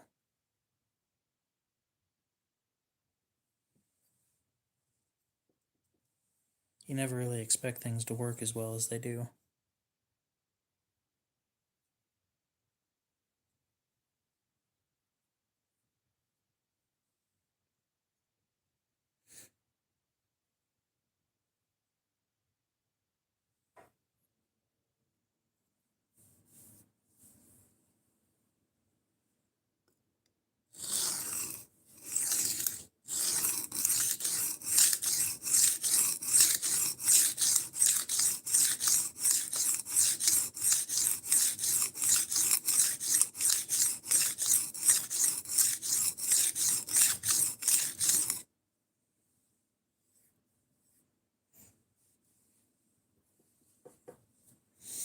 You know what really sucks about these is that I gotta finish them before Christmas.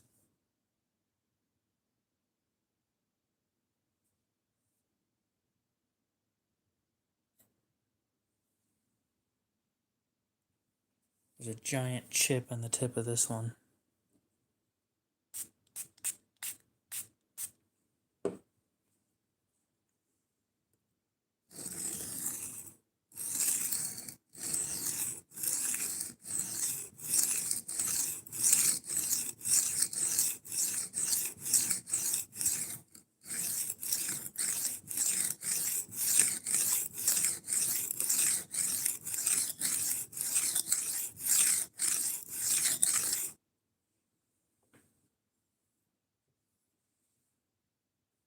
Well, Cody here wants to give them away to somebody on Christmas.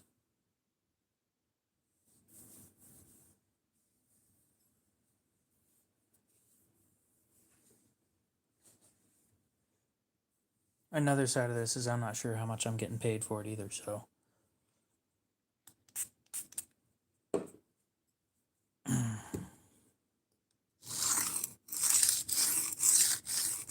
Exactly. I'm not really worried about how much I'm getting paid for it.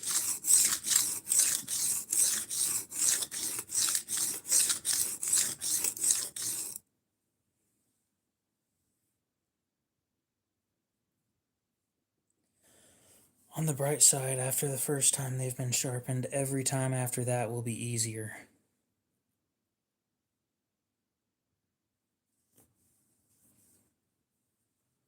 I need a break from that one.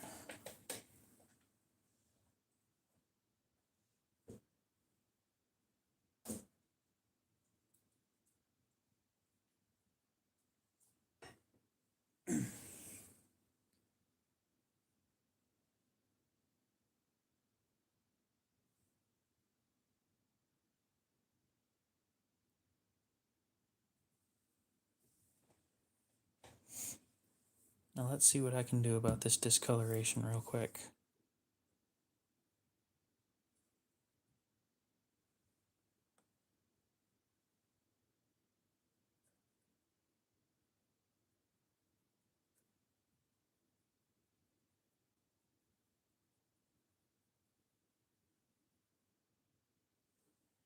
Not a whole lot.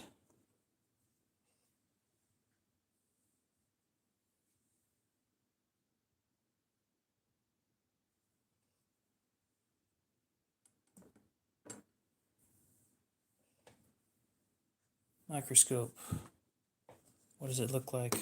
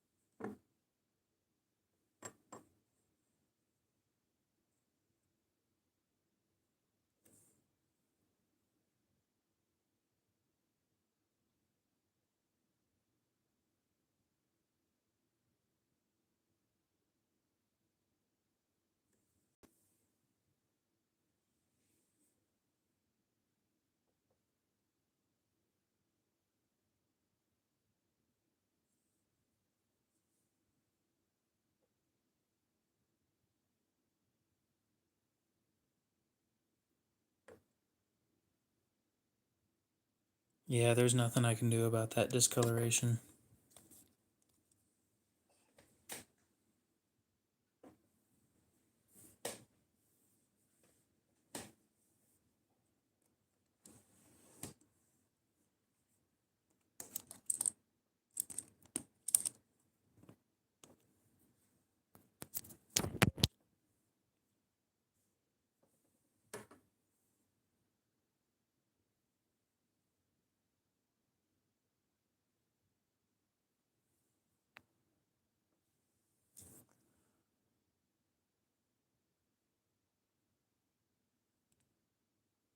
My phone is starting to get really hot.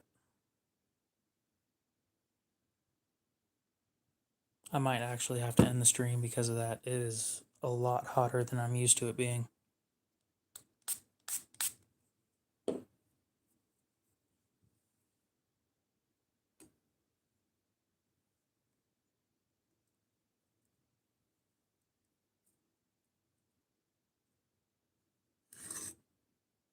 How bad is this one?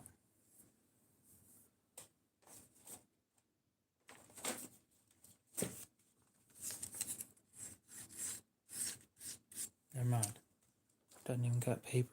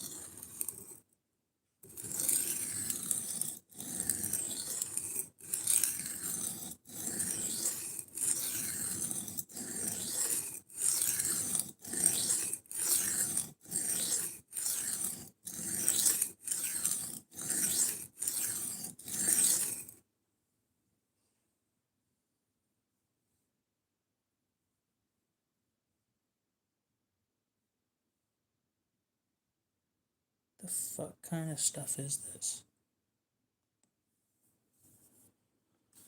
Or is this just clogged?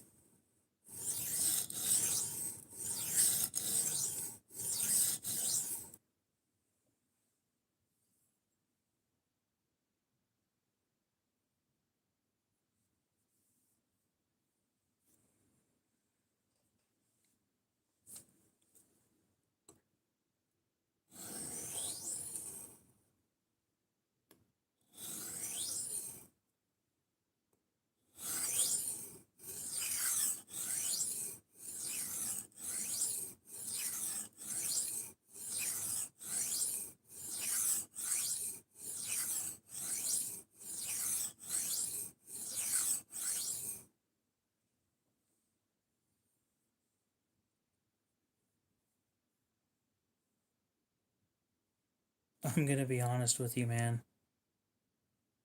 I might just have you bring it to that knife shop. I don't. They don't usually charge all that much. It's supposed to be like, oh yeah, and then their turnaround.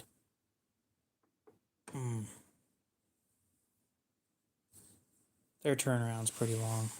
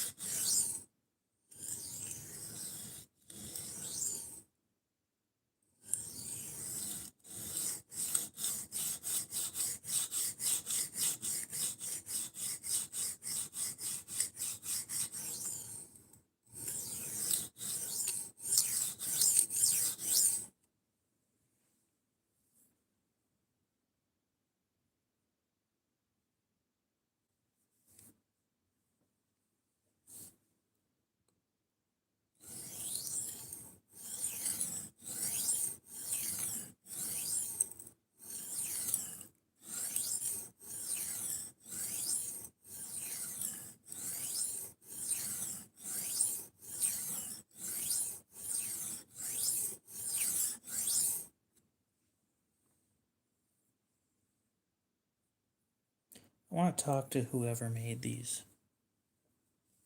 Or whoever sharpened them, at least.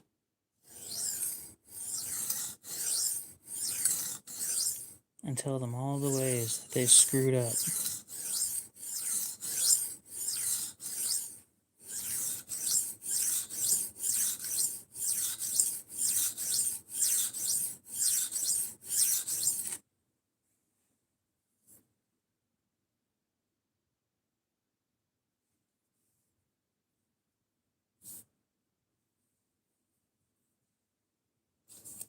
it's just going to take so long because I've got 5 of them that I got to do, and these are the small ones.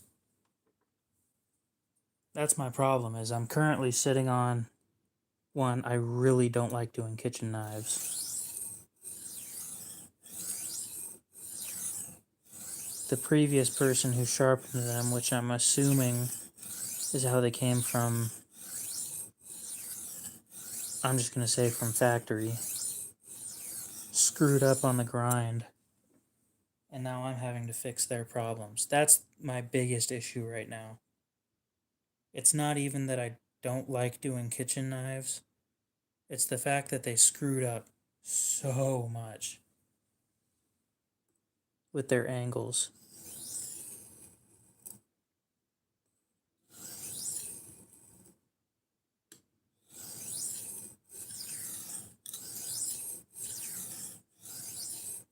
Like, don't get me wrong, I'll get a shit ton of content out of these, but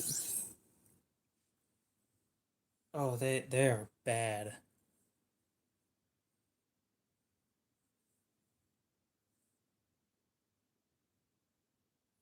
So I'm going to show you what you should be seeing across the whole edge, and then I'm going to show you what I am seeing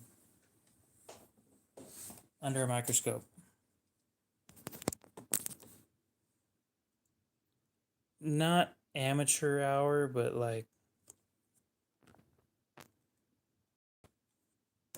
5:59 on a Friday.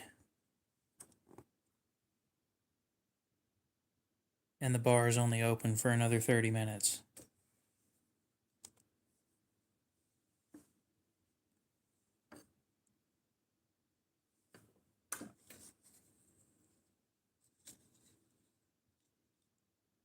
I don't know. It doesn't say Pakistan anywhere on them, but that doesn't mean that they aren't.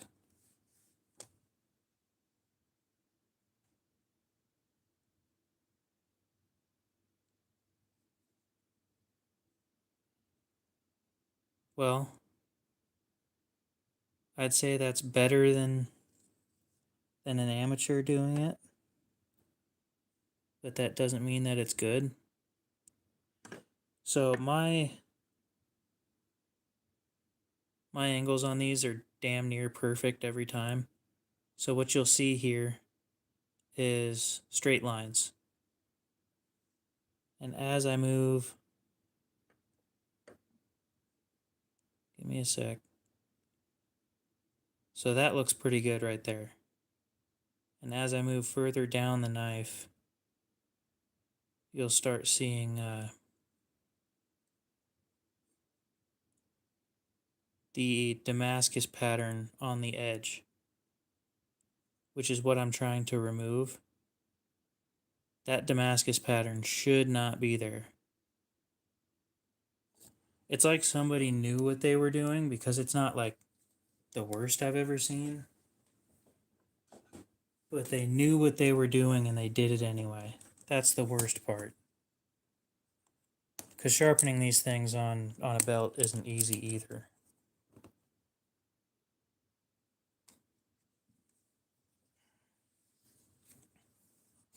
But yeah, this...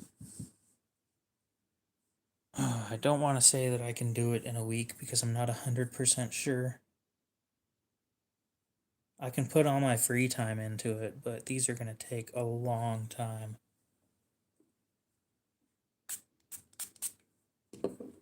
Doke, what's up? Welcome back.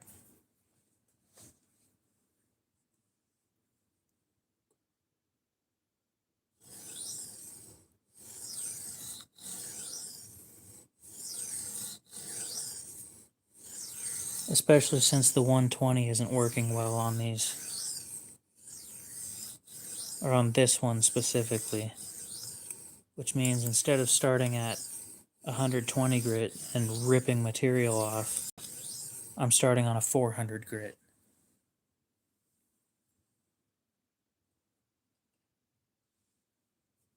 And slowly removing material.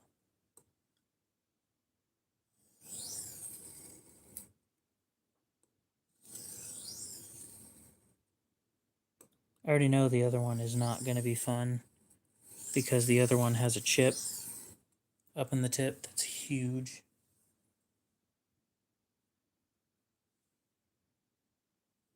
When it comes to kitchen knives, it's big anyway.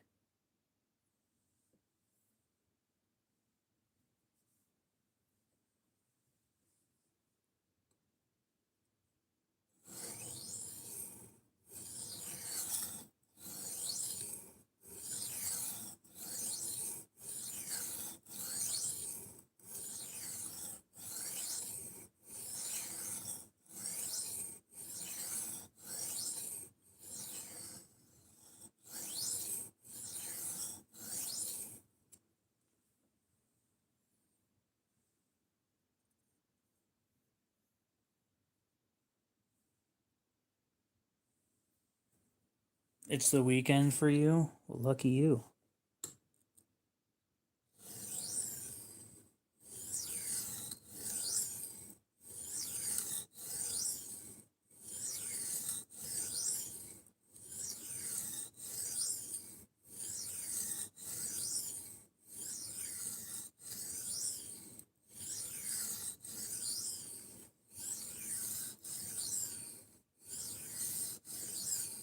Something smells weird. Not weird, but like off. And it might be that stone I was using earlier. I'm not 100% sure.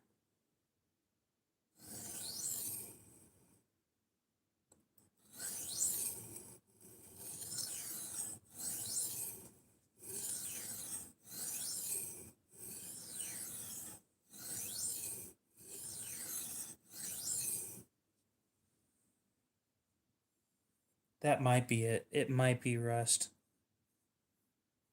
Is that what the resin stone? Tormek would be way quicker than this.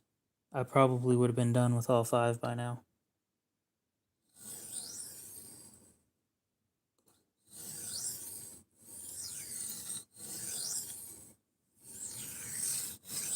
It might be wet rust.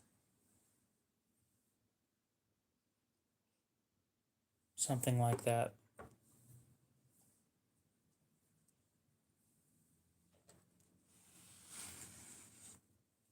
My shoulders are starting to kill me.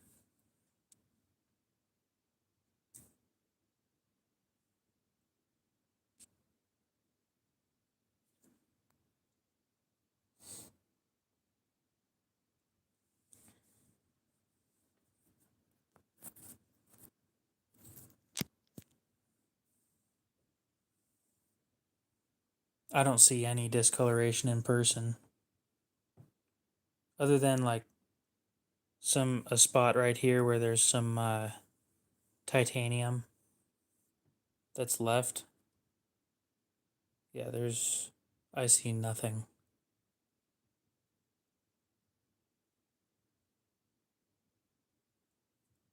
It's spotless in person. It just looks weird in the lighting.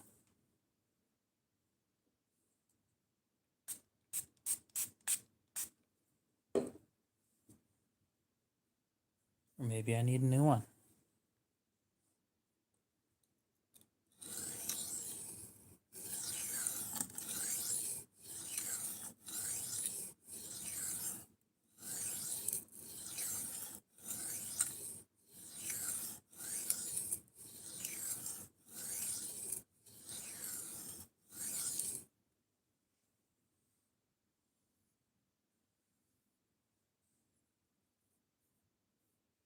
Yeah, the slurry's coming from this. So it would be... What is that in my pocket? A Tonto? Gross. Why do I have a Tonto in my pocket?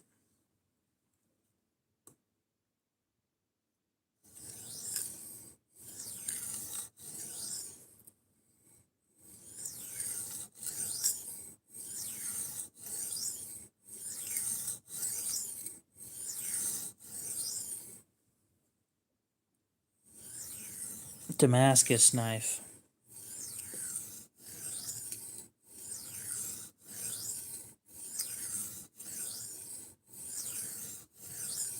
But yes, I'll agree. It's probably a high carbon with something like 15N20 or something like that as the more stainless of the two.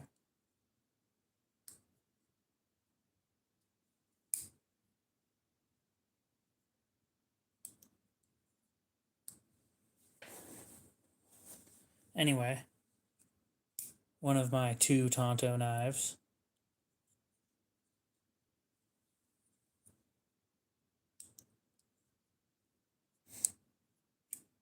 I don't even know why the ruby stone was created. It doesn't make any sense. We already have diamond stones. There's no way that a ruby stone is going to help more than a diamond stone.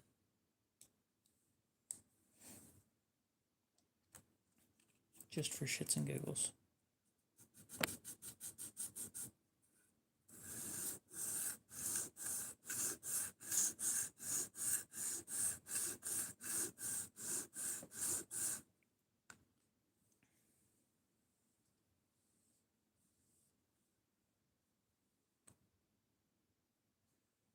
That didn't do almost anything.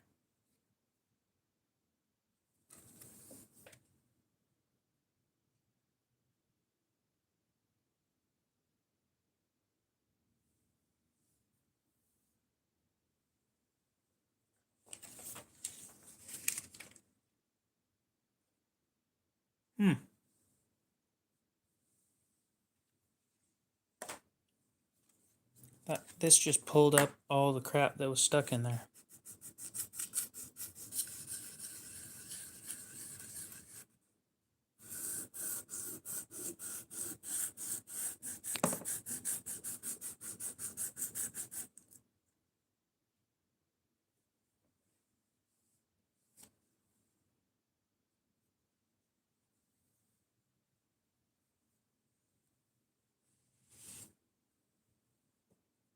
A lot cleaner now.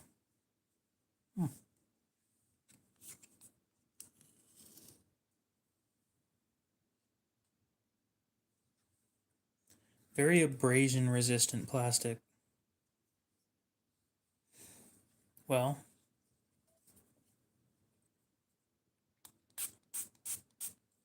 it's a cut up jerry can.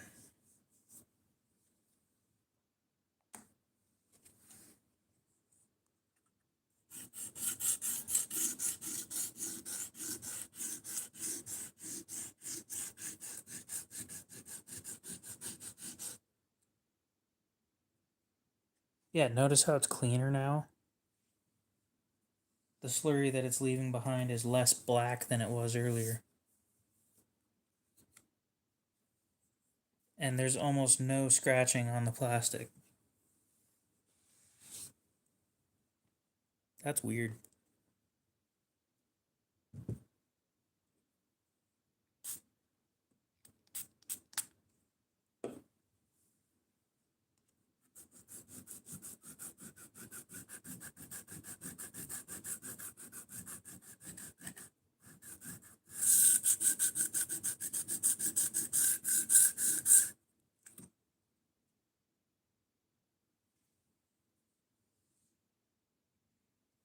No, I just find it weird that this isn't an eraser and it's doing the same thing.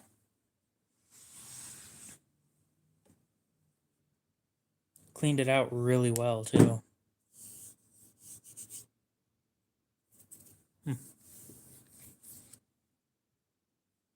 Might just have to keep this thing then.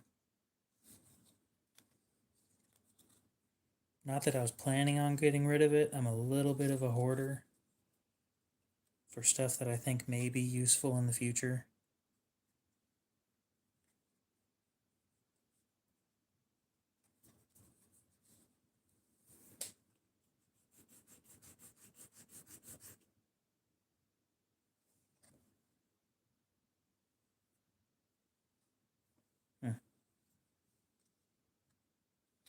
Right, do not throw away on it. I've got a few pieces of it left.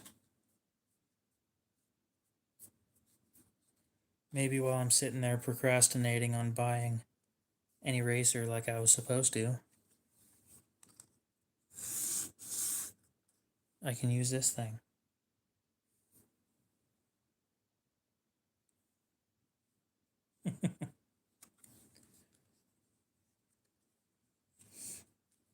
I think I'm gonna be done for tonight. That Hary wore me out. But at least I feel good being able to do something like that. Sitting there struggling for as long as I was, and then finally got it finished.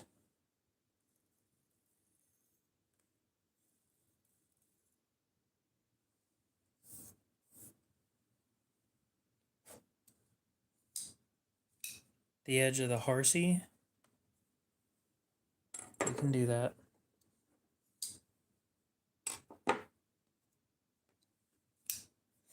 I also cleaned it.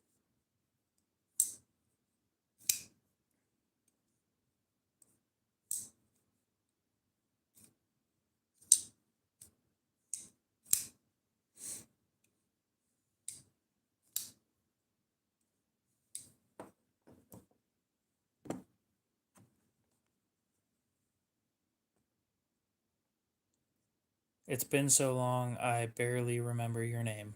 So yes, that's been a long time.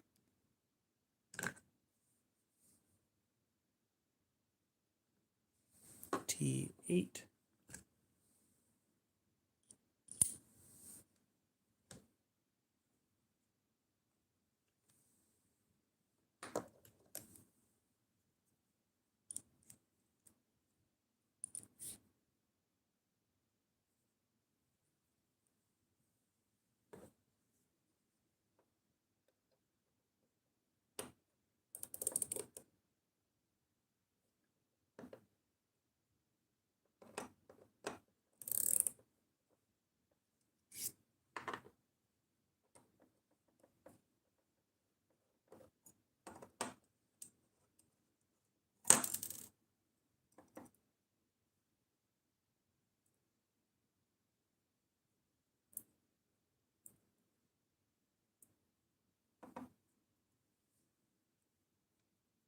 I kind of wish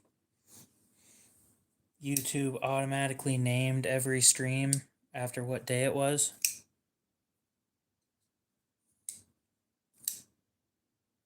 I don't know. I don't think it matters.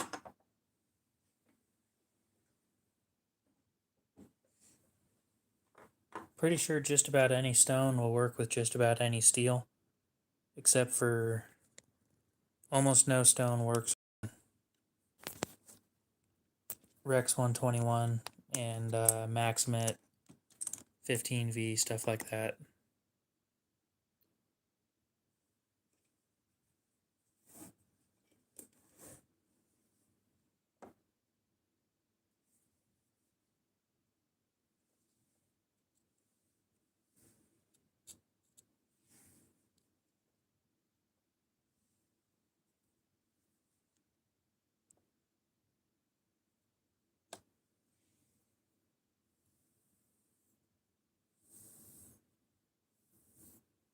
Well, how long do you want your stone to last is the better question.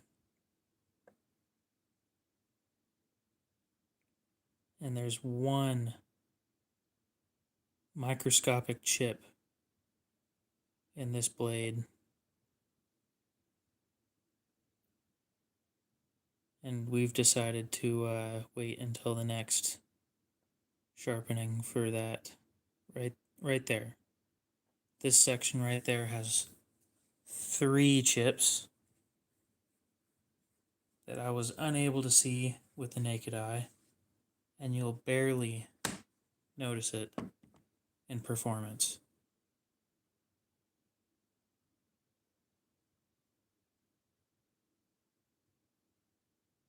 Maybe that's the section right there.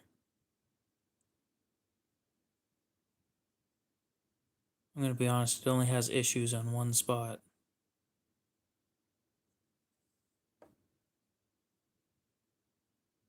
What are you?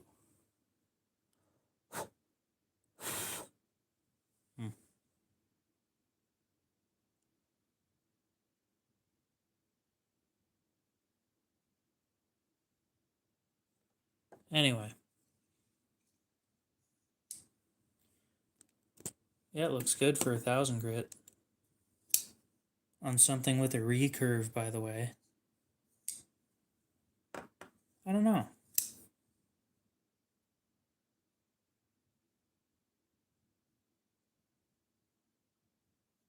Oh. A skin cell. That's what it was.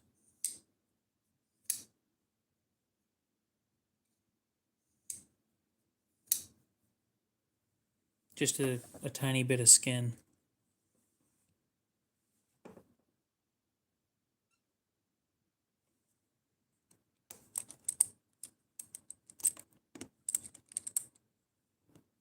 But I have decided that I want a Hary.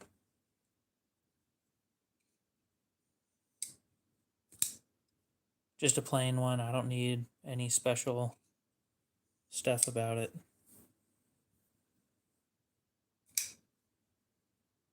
It'll look good plain.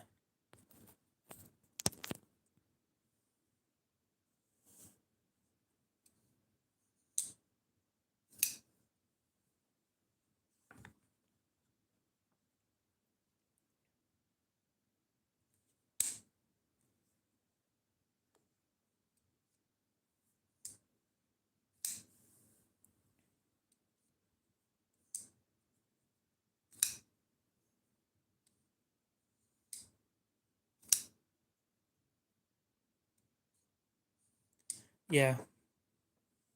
I think that's dumb because of the price.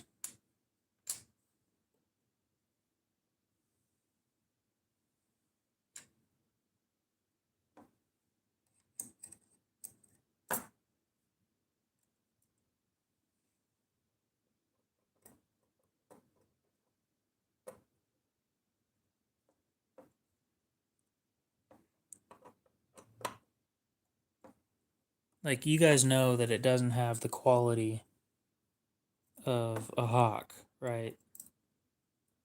For the price of a hawk, you don't get the quality of a hawk.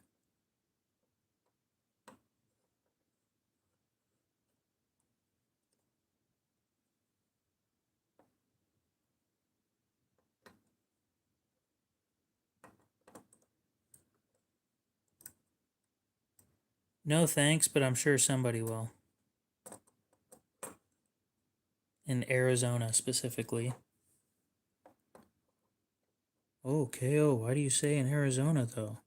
Because a shit ton of knives are confiscated in Arizona.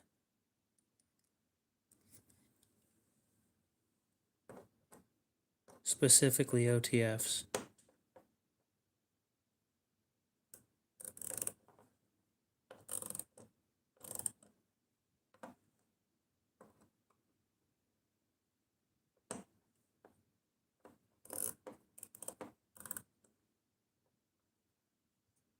Because people keep on trying to go through the airport in Phoenix with OTFs.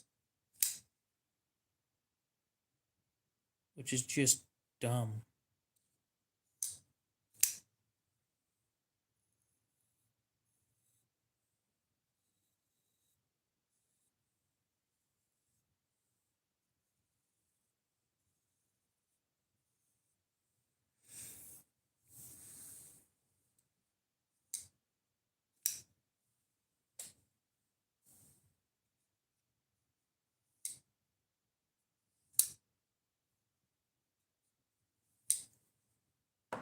Alright, I need to check my local knife shop. See how much they have one of these things for.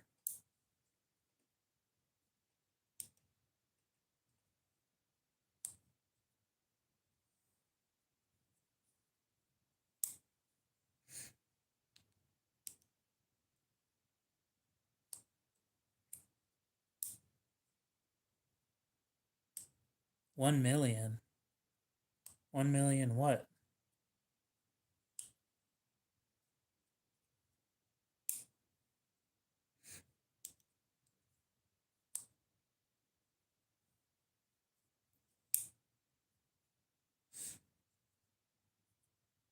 Where do they end up to get reclaimed?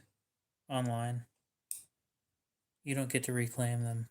Somebody buys them.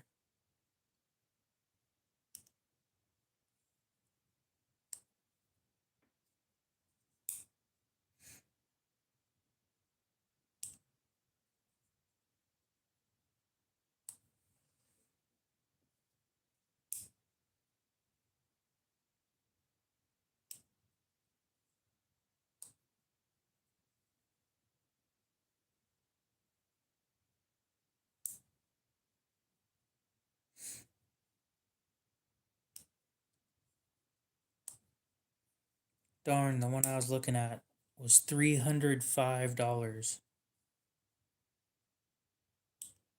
and it's sold out.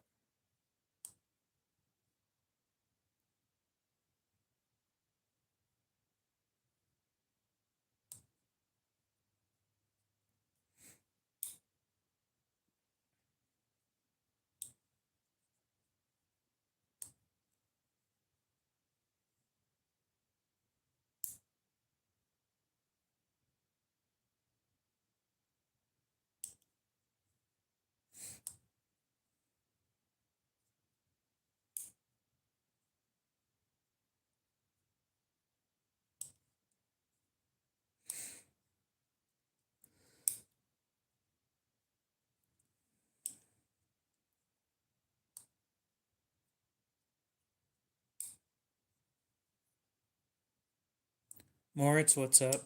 Welcome back.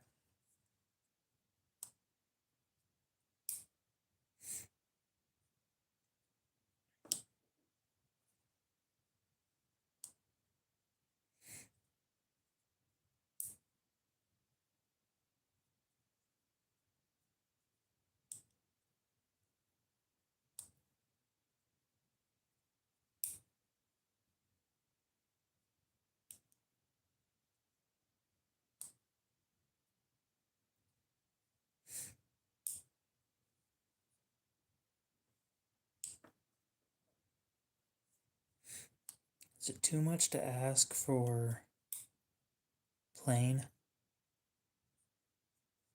I guess everybody wants the plain ones, huh? That would explain why there's almost no plain ones.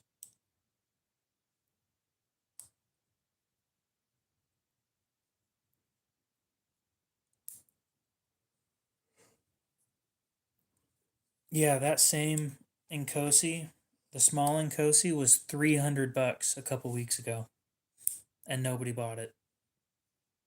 It's a small Incoisi though, and I don't like those ones because they stab my thumb every time I try and open them.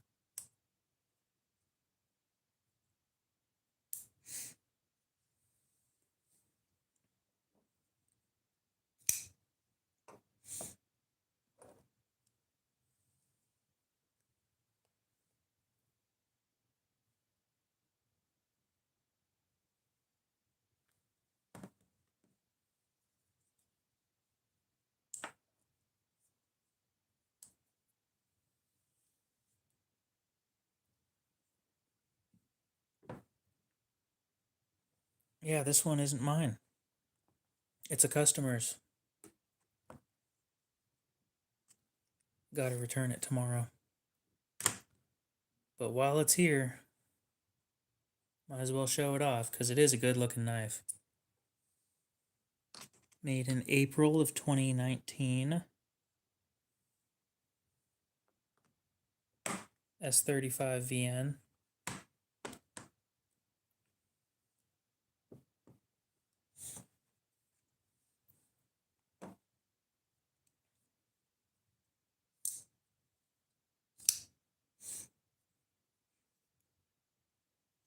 So now I have the question to myself of, does this thing even mildly stand up to a Chris Reeve? And it does, to me.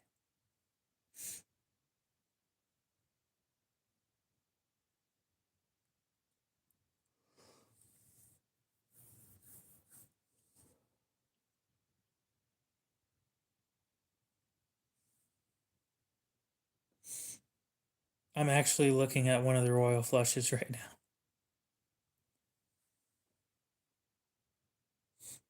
Not with the Damascus, though. I don't like Damascus all that much.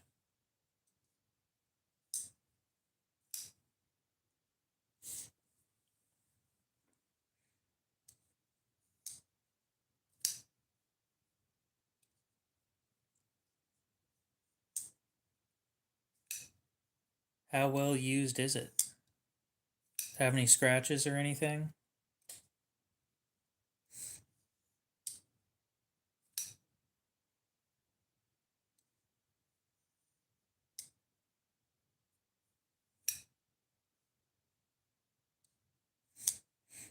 Because the Chad Nichols Damascus. Oh, cool. Okay, so the Chad Nichols Damascus never really changes, I don't think. I think they use the same steel every time.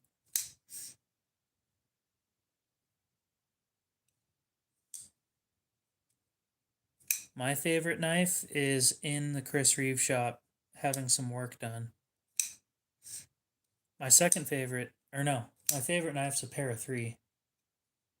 Is it being taken by the Sebenza though? Ooh.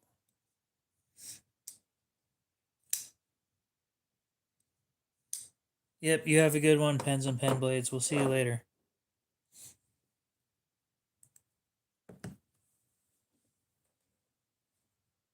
Therein lies the question.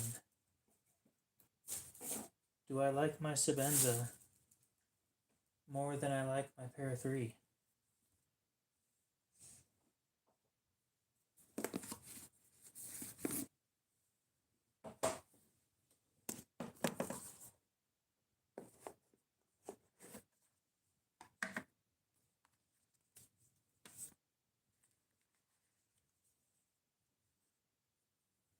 Doke, you have a good one. We'll see you later.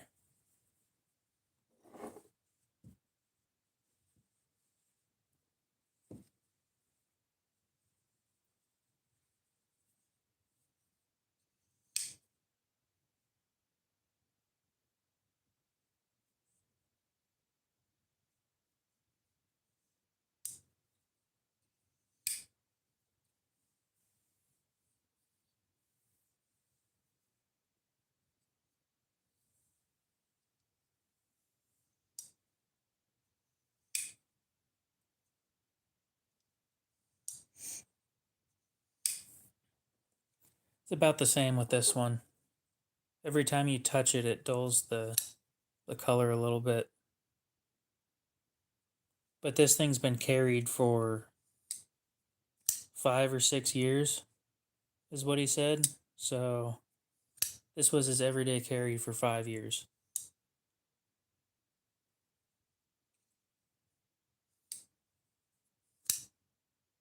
So my first thought is, this guy probably doesn't have a collection. If it's his only carry for the last 5 years. See, that's what I want, is a plain Jane.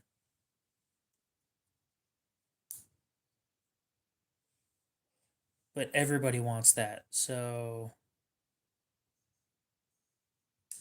I also hate that. I also hate the fact that it has a recurve. And the moment I get one, I'm probably removing that.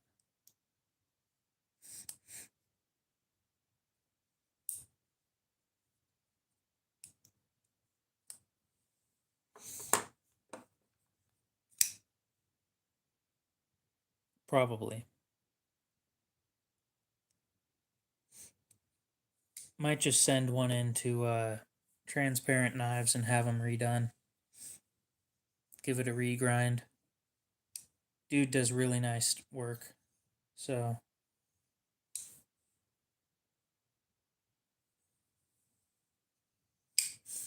how do I sharpen it? What do you mean standard blade? Better question. What does standard mean to you? This is one of the few knives where I think from the factory it kind of sucks, only because of the plunge grind and the fact that it doesn't have a sharpening choil.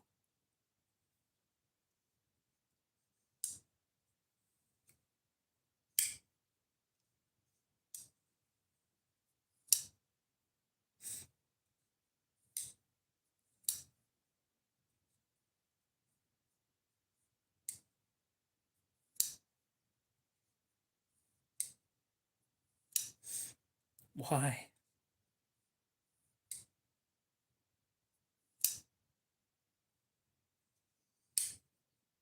If I got a plain one, I'd just leave it plain.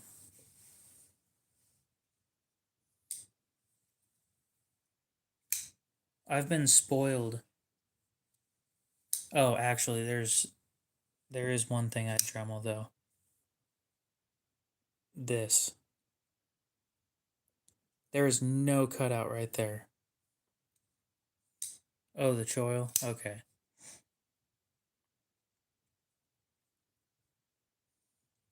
I did that with my pry bar.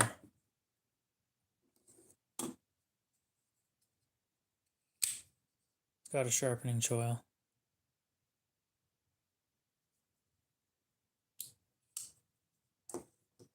Definitely didn't have that from factory.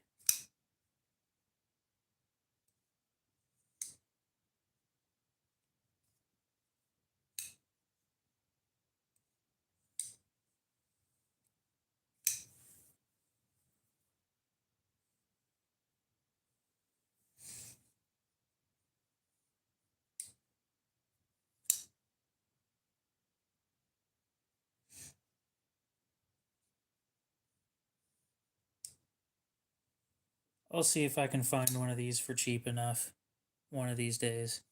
I'm still saving up for that project. It's going to be so expensive.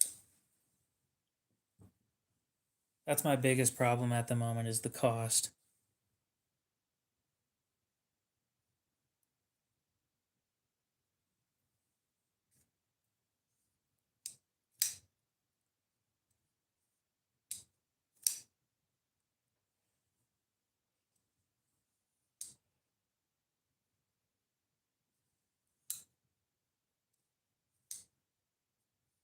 Yeah, the one I'm designing.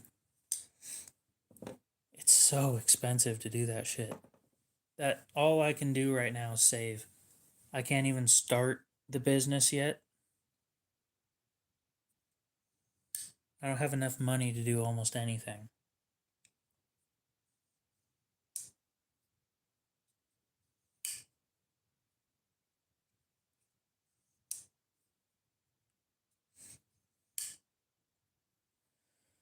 Gotta start somewhere.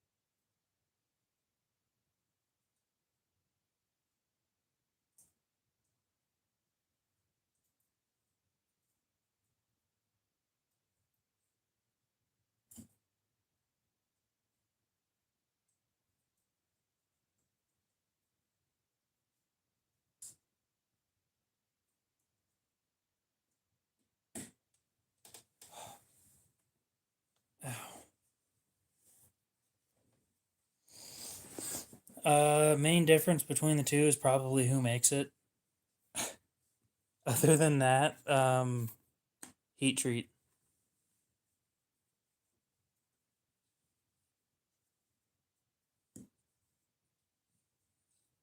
So right now we've got an Incoisi, a Sabenza, and a Hary on the table.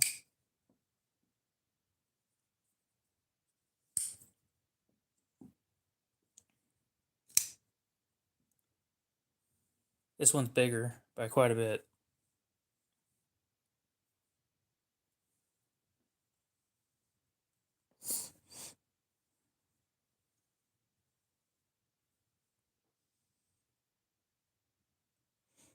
I think it's 0.3 inches longer than the other two on the blade. They're all pretty comfortable though. This one I need to take apart and lube.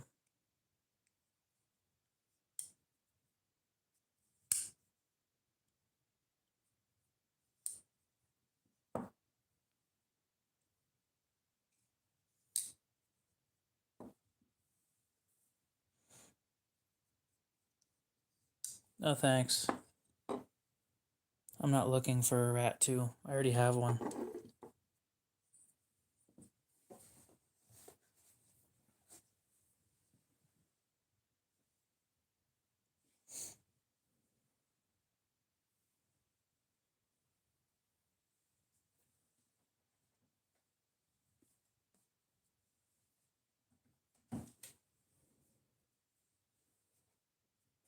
Yeah, at least he tried.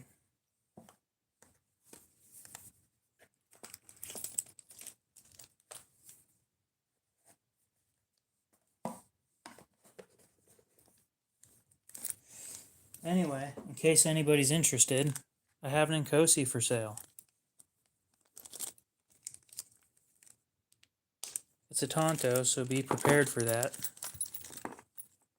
God, why are there so many fucking tools with this thing?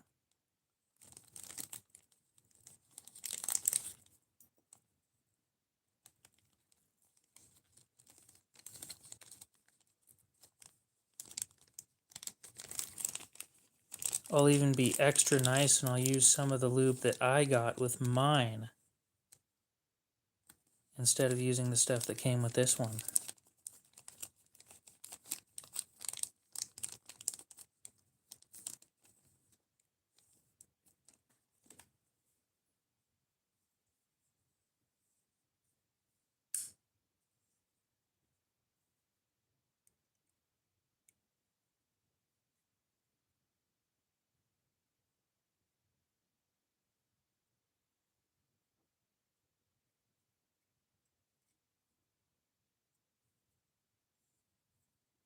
It's basically new. I just had it re-glass blasted because there were some scratches on the pocket clip, but other than that, I didn't see any damage.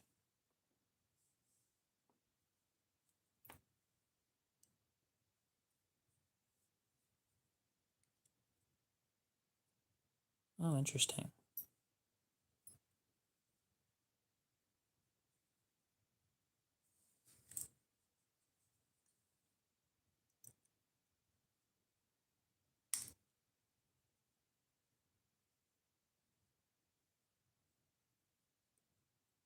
I'm going to tune it real quick, though.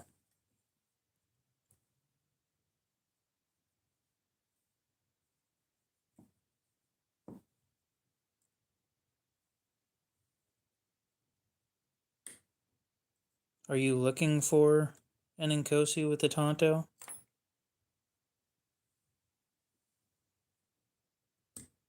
Because if so, it'd be great to just sell this thing that quick.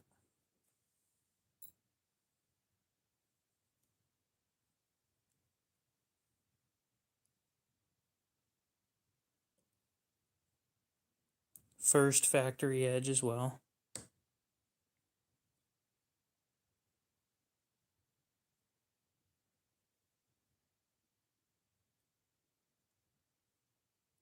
Hmm.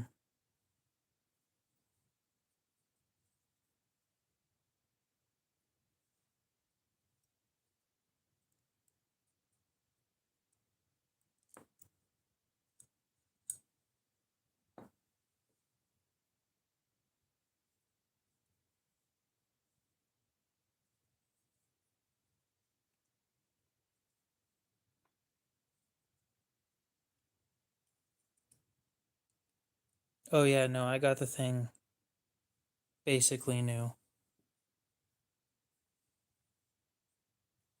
Don't give me that crap. I don't want to have to pry you apart.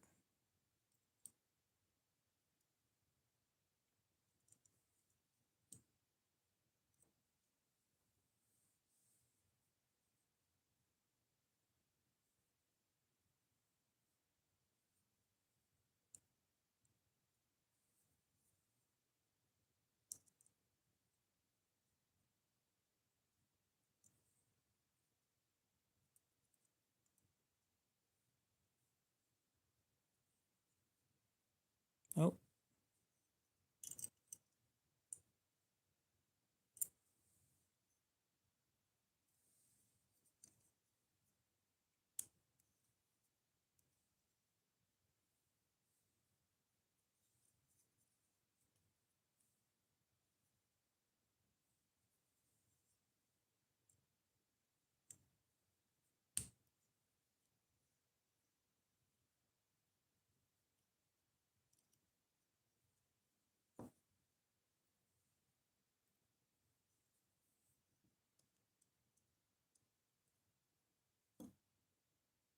That's weird.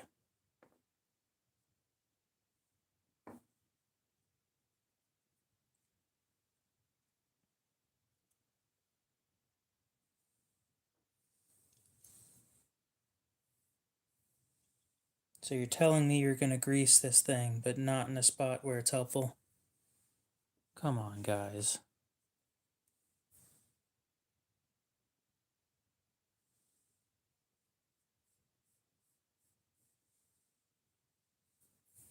Look at all that. Fresh titanium. Except for one spot where there's a little bit of something. Oh, yep, that was it. Okay. Not much, just taking apart and tuning new Incoisi before getting rid of it.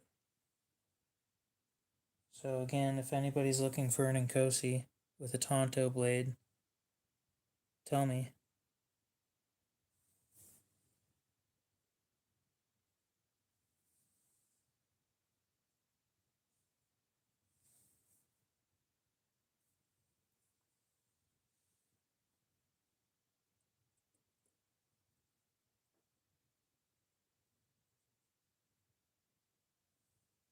First of all, that isn't a knockoff. That was an aftermarket front scale.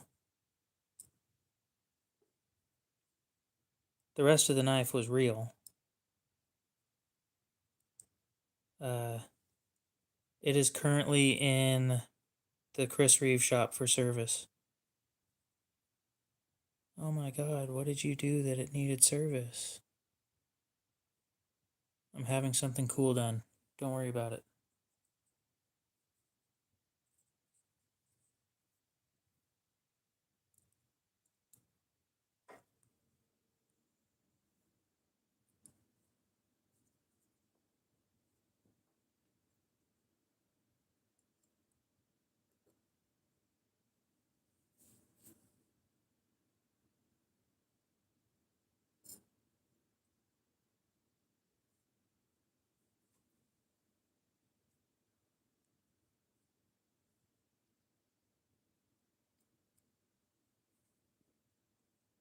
Three months.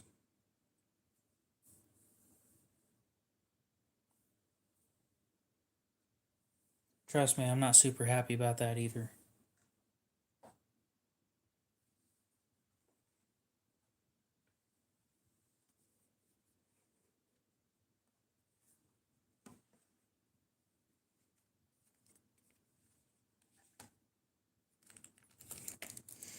But I had to take all the aftermarket parts off. So they're all currently sitting in its box.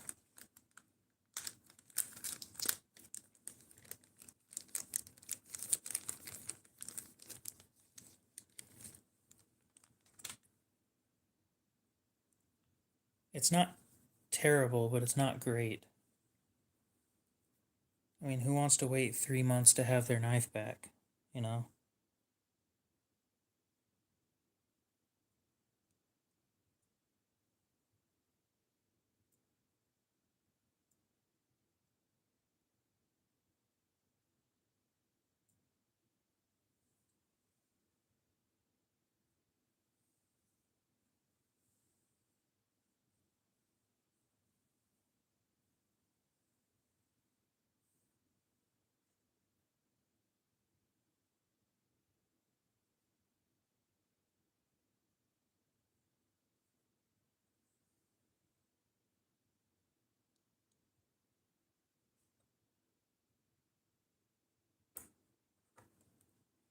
Yeah, I'm not super happy about waiting that long.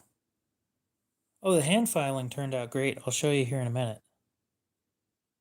It looks amazing.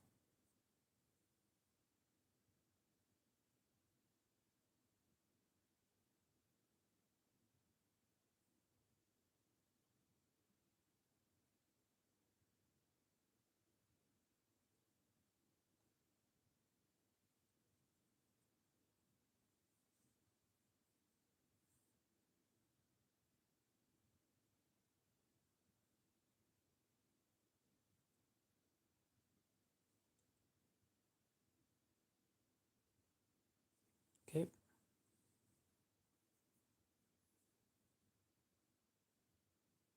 This is actually my first time taking an Incoisi apart.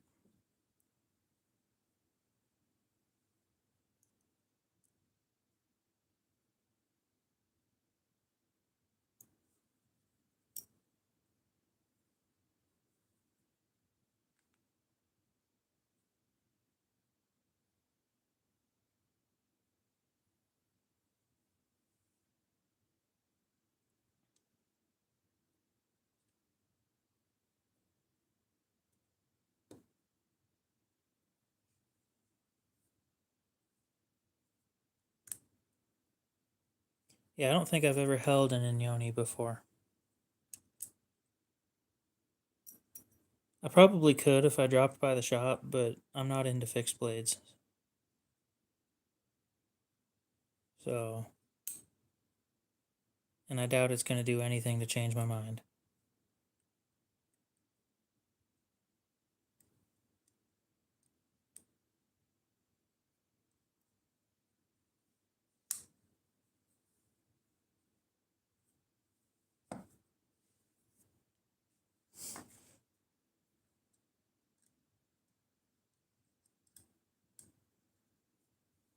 Oh, really? 275 on Knife Center.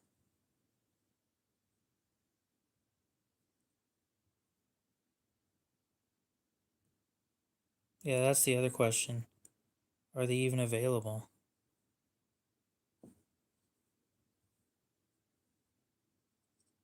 It's another one of those things similar to the Unumzon where they don't come up very often, and when they do, they're over MSRP. In stock, huh? Well, I do know that they just shipped some stuff out today. I don't know who they shipped it to, though.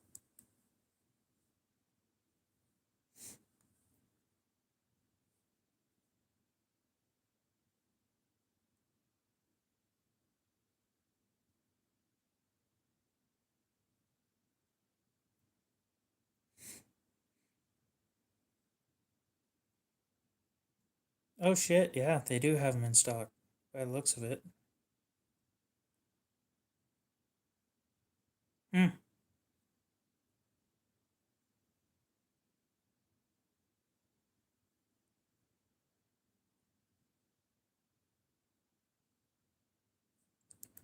that sucks. I don't have enough money for one.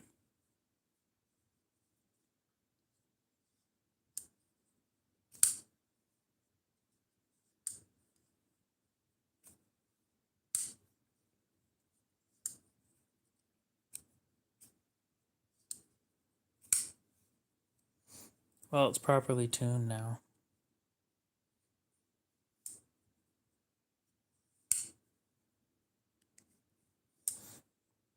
At 2.4 ounces, I was kind of interested. Something like that for a neck knife would be great.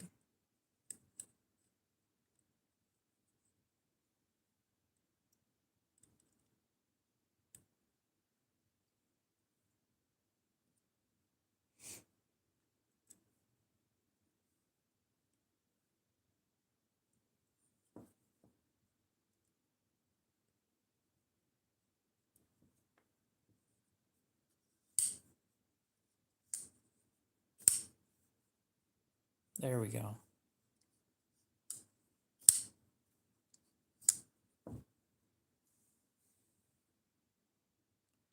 Yep. I'm not allowed to spend money on myself at the moment.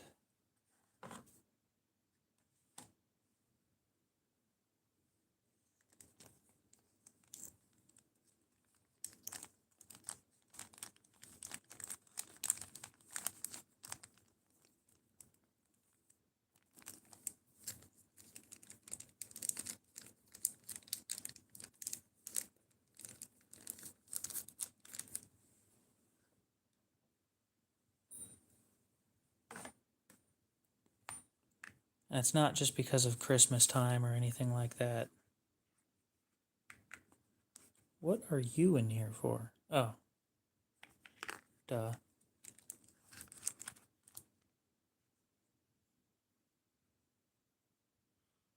I'm missing it so much. It'll all be worth it. Gotta keep telling myself that.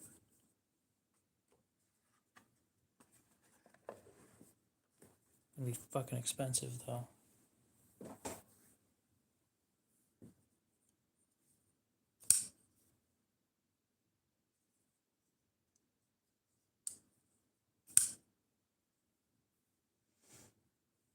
Anyway, I'm gonna Loctite this, so...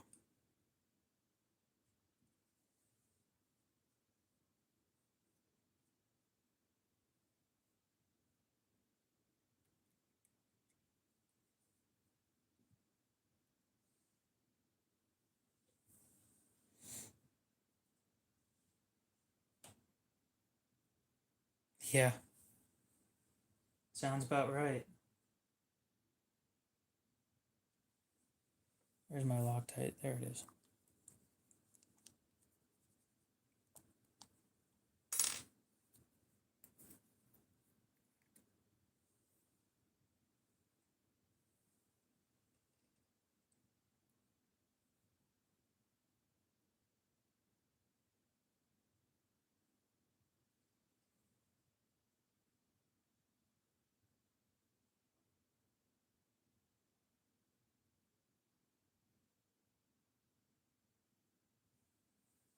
Two dots of thread lock.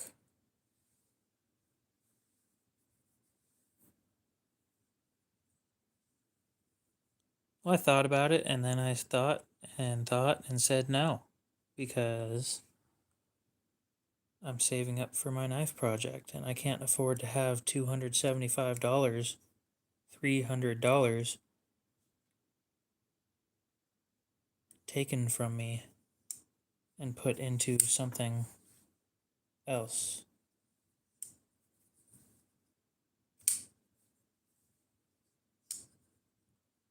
Oh, that thing's slick now. I always wondered why these things came with so many frickin' tools. Still doesn't make any sense. Two of the same tool, and one smaller one.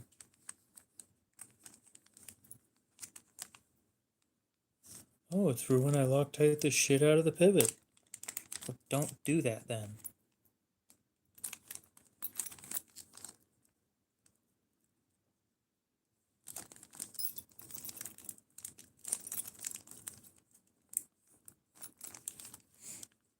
What do you guys think is a good price for a like new in box Incoisi with black micarta inlays?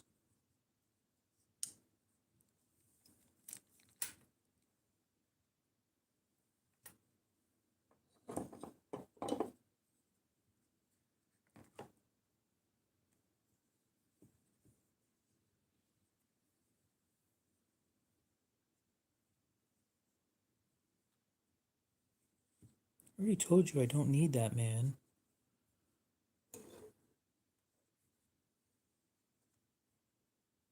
I think 450 is about what the plain ones go for.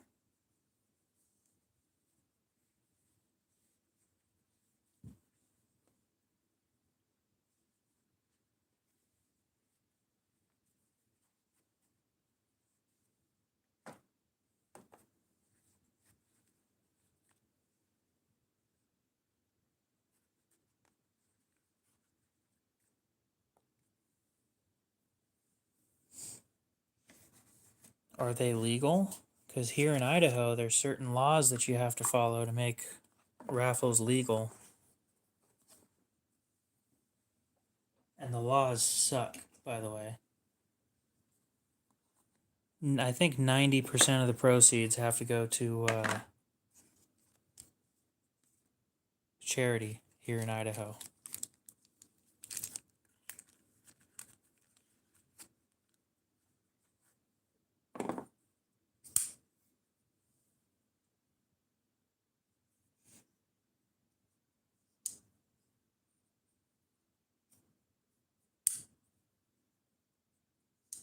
Where the fuck did you get the third one?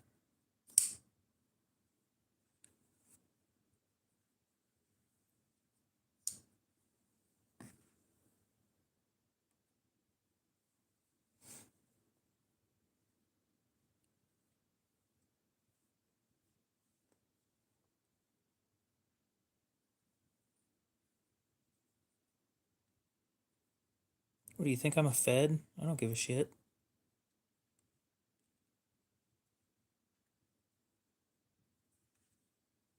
I'm definitely not a detective looking for the kidney stealer guy.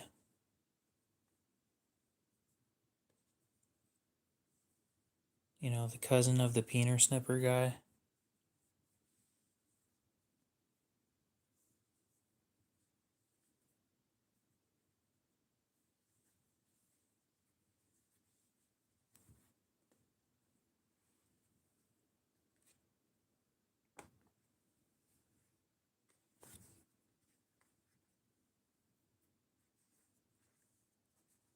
Yeah. Should I even tell you guys how much I paid for this thing?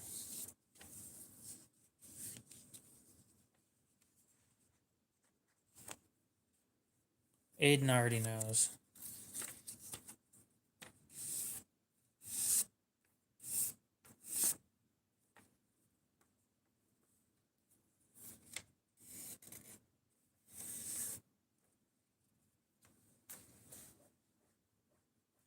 Yeah, I kind of figured people would probably try and lowball me if I told them.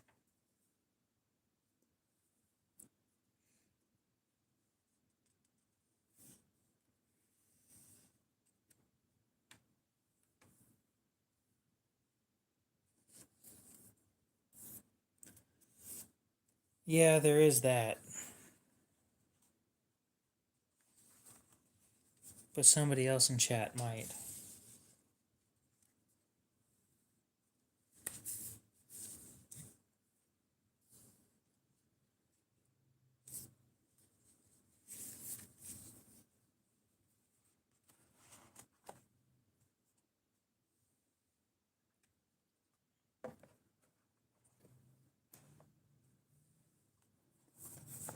We don't know that, Mr. Greg. What if you won like $1 billion? It's a Chris Reeve and Incoisi Tonto with black inlays.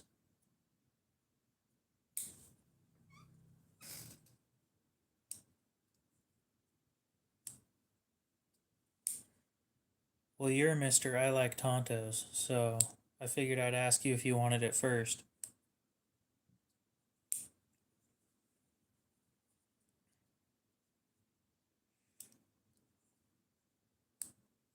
It's not a slip joint.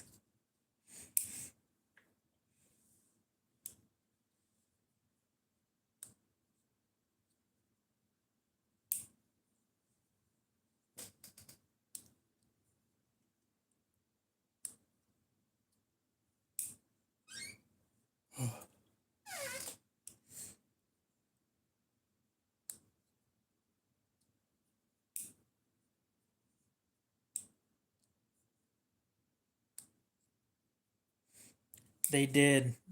It's called the Impinda. And I don't think it sold well. Although the wait time on those is like 6 years.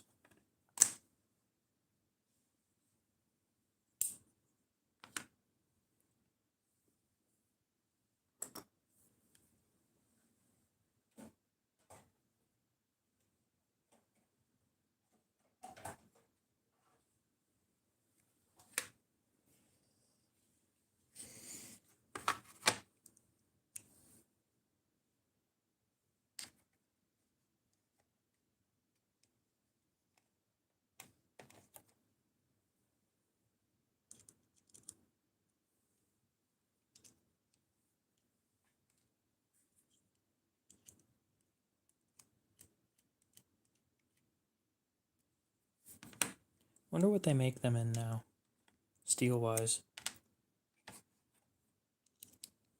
I'd assume Magna Cut, but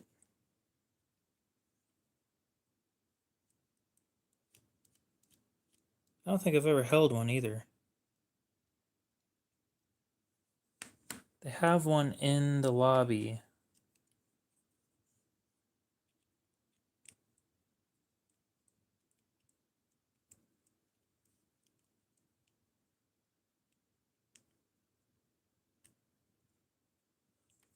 I could have asked today.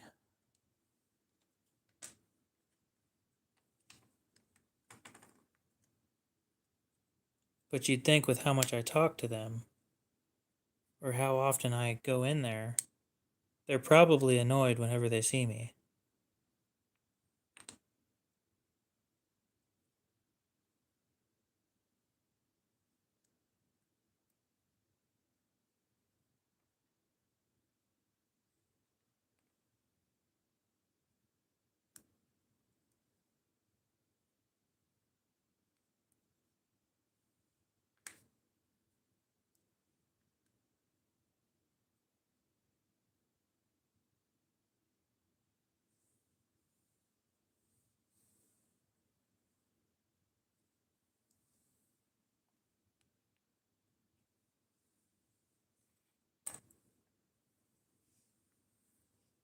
Yeah, probably. Wouldn't surprise me if that's how they talked about me behind my back. Is this thing even needed? I'm gonna put it back together without that. See if it has blade play. If it does, we'll put it back in. If it doesn't, leave it out.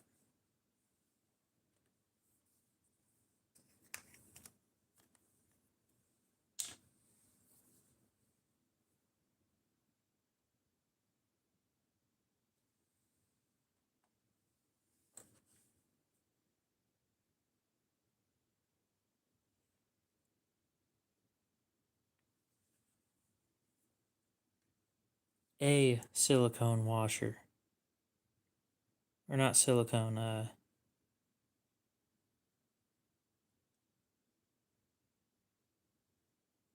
you get it.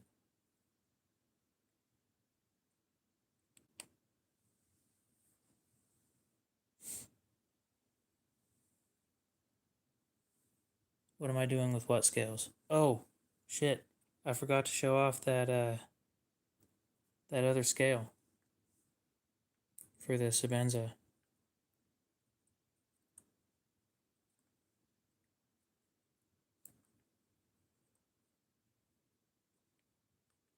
Give me just a sec. I want to put this thing back together.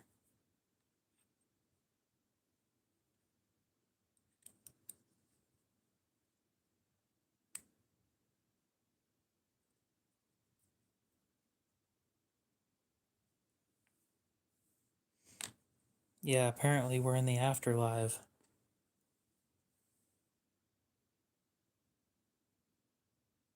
Because supposedly my live ended when it didn't.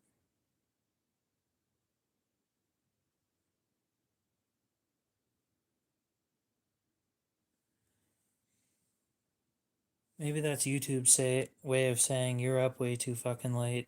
You should go to bed. Instead of wasting your time on our platform. But who am I kidding? YouTube wouldn't do that. They don't give a shit.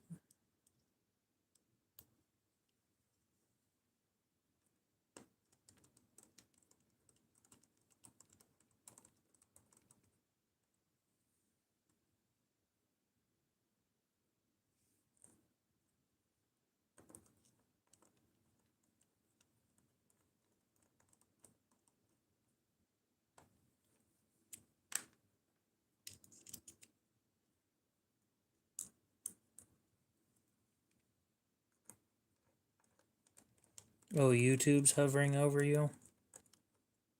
That sucks.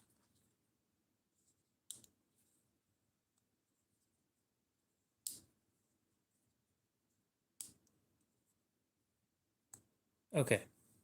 So it's just not smooth at all now.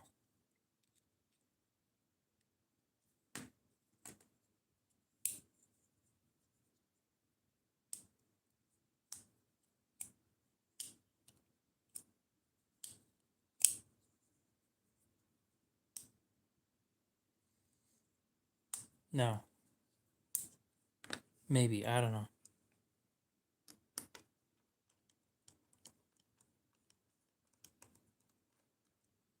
Wonder if Geek Machinist is still in here. Or if he fell asleep to my majestic voice.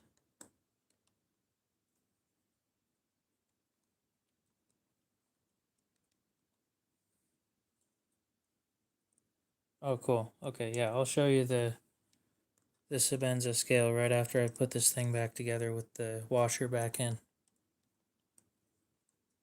think it was you asking about how the file work went, so. And then I just up and forgot to show you.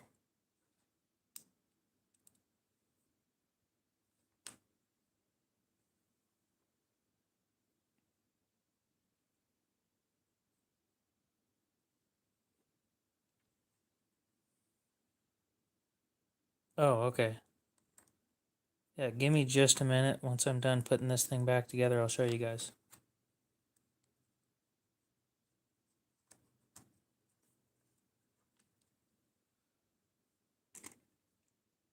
I'm like the one looking at the squirrel.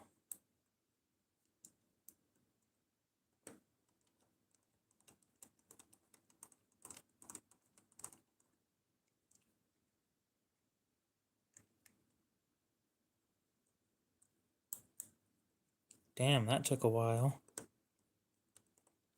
How long's your walkway? Oh, just a mile and a half.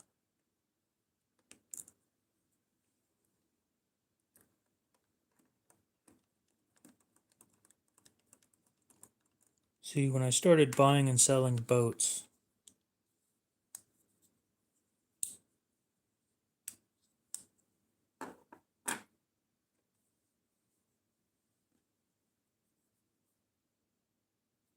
you trying to like compete with somebody or?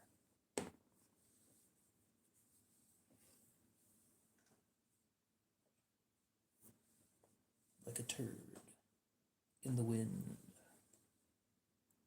God damn it, I grabbed both of the wrong boxes.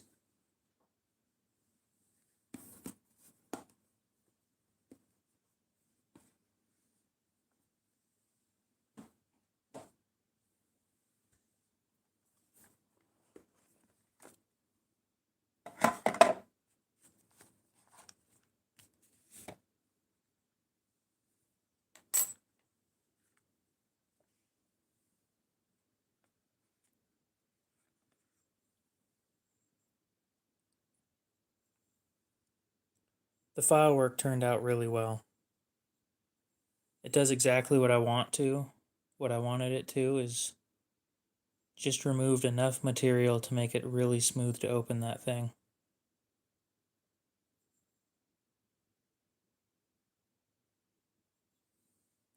Nice hand-rubbed satin finish.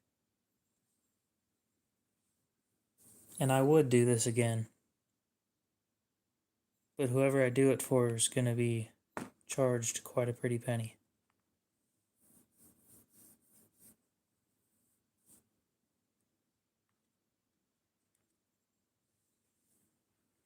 A glass blast? Sure. Anodized? No. I think I'm going to leave that silver on there.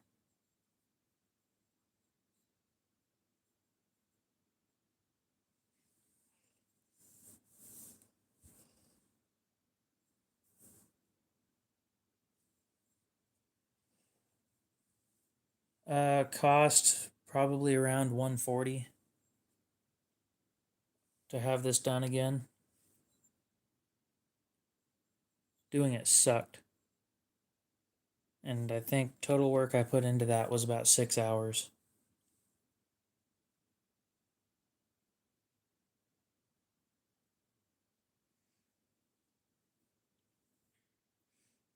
So that's $20 an hour. And enough money to buy another one.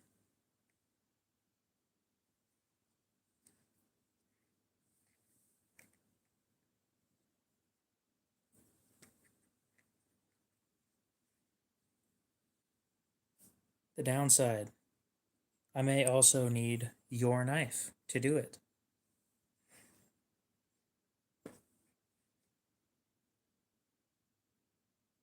No, I did it all by hand. I didn't use a machine. Wish I used a machine. That would have been great.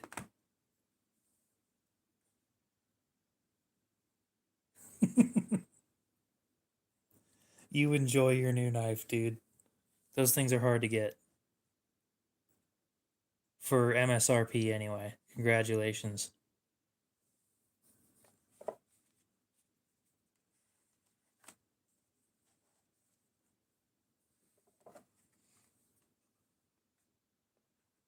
No, it's definitely not going down in value. If anything, you'll sell it and make a profit, but yeah, good on you, dude. I don't have that much money right now. I spent it all on that Incoisi.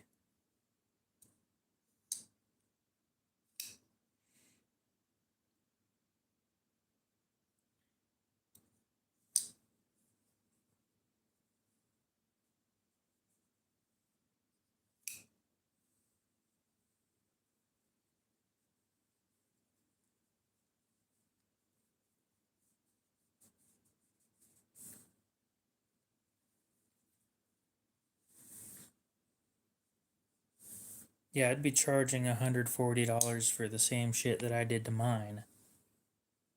I don't have any fancy tools. I don't have any fancy machinery. All of it was done by hand on that stone. And then a file that I went out and bought, which was fucking expensive for how small that file was.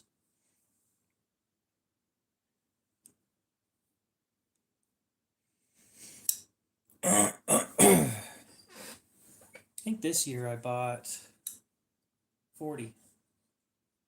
And then I sold about 50.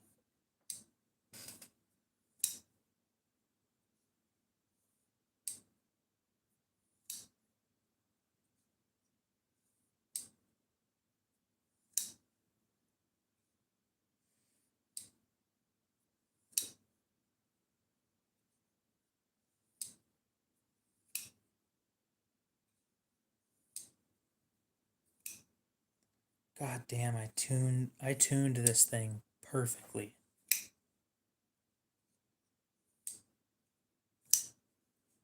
This Hary is smooth.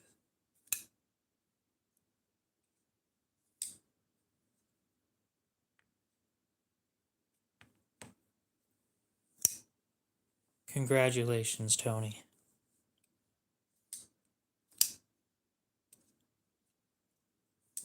One of the few people who have made me want to buy a knife lately.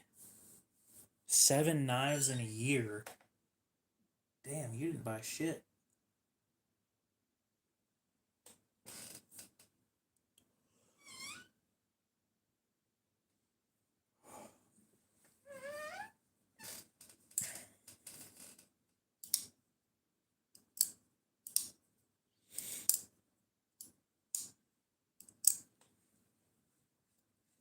Is Wesson considered High end?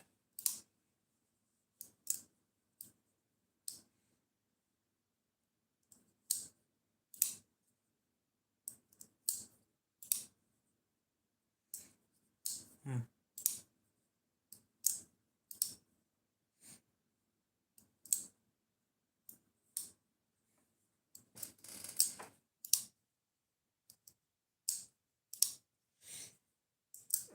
You need to up your game, Palmer.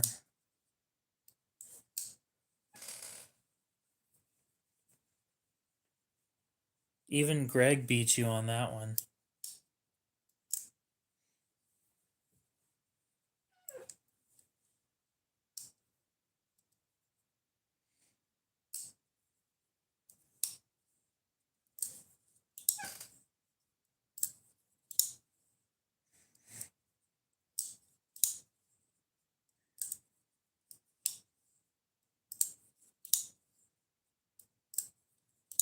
Why? Oh, do you go to a lot of places where it's restricted? That would suck, dude.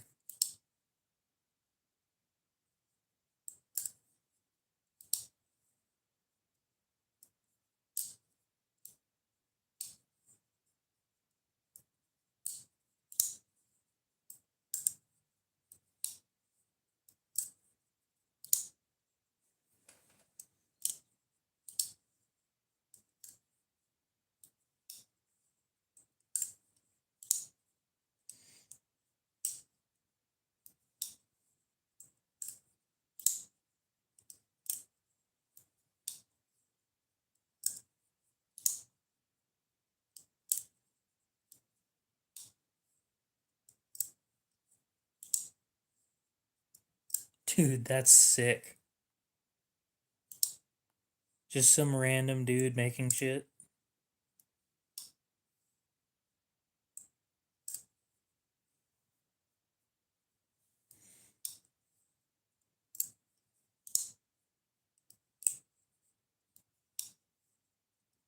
Oh, I thought you said high end. I was like, damn. We are in different worlds. Hey, Palmer, have you thought about 3D printed pocket clips?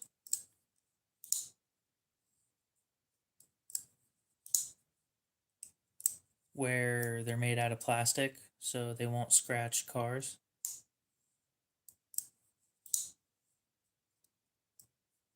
And then you break one and then you just print out another one?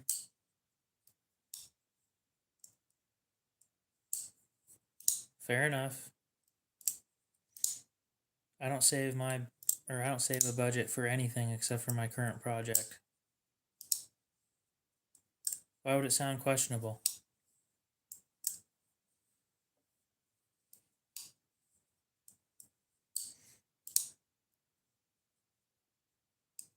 There are plenty of different plastics out there.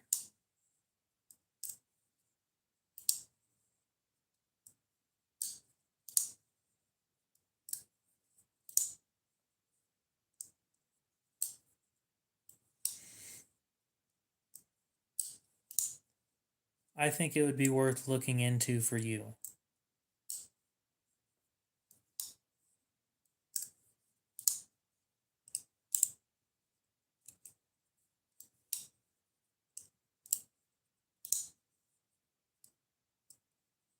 Might give you a reason to actually carry them.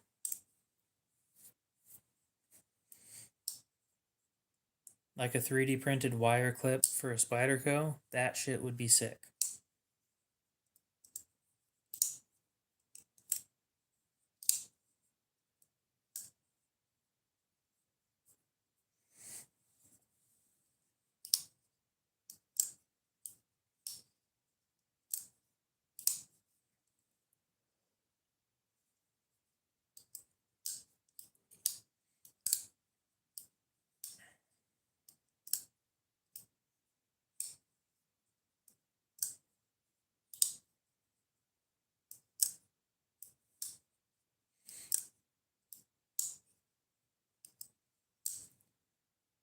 Neck knife is actually really comfortable after you get used to it. You end up reaching for that before you reach for the one in your pocket. That's what I did. I neck carried for a while, and I liked it. Now the one that I did, or that I carried like that, the sheath is worn out, and I need to heat it up and flatten it again so that it actually holds the knife. I think here in about 13 and a half minutes, we'll go ahead and end the stream.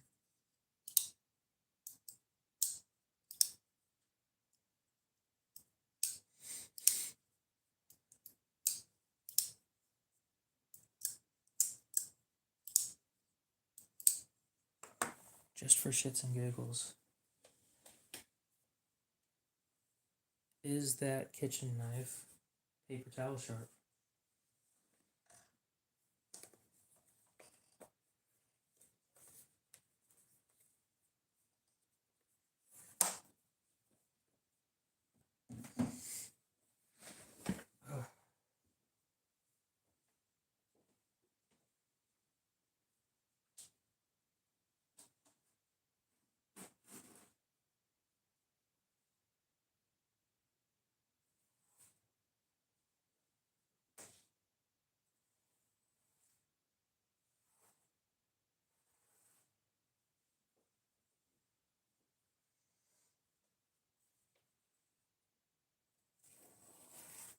Yes, it's paper towel sharp.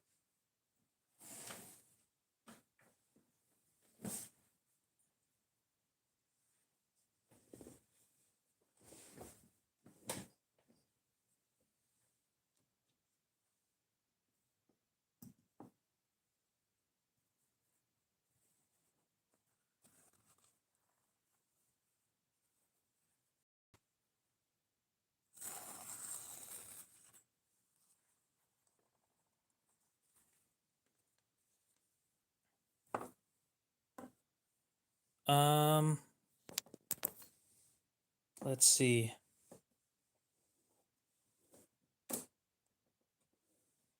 Yeah, I was wondering, are you sharpening long enough on each side?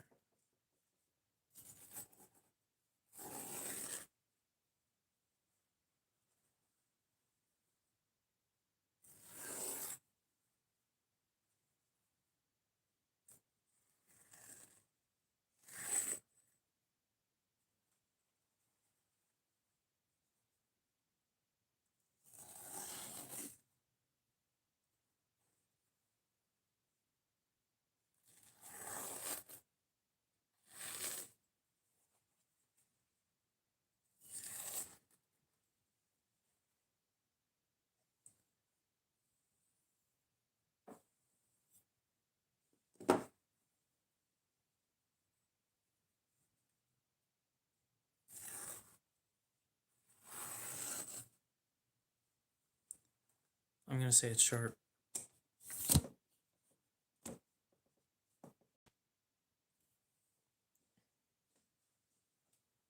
I'm going to strop it again because that's the right thing to do.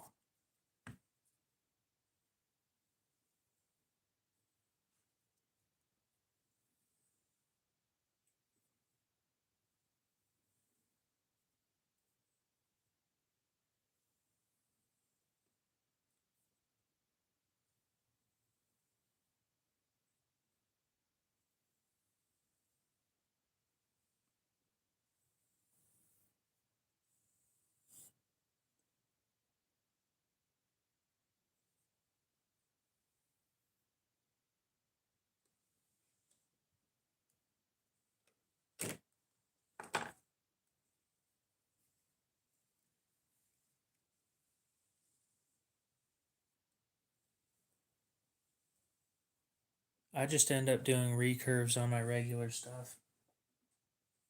I don't buy anything special. I hate doing them, but I can do them. I just tell people that I can't so that maybe they won't give them to me. Like that Hary was a recurve. I hated doing that. Speaking of,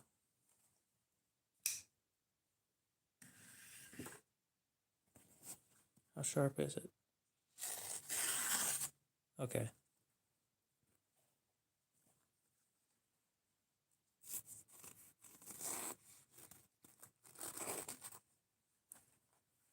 I'll admit, it's not a super thin knife.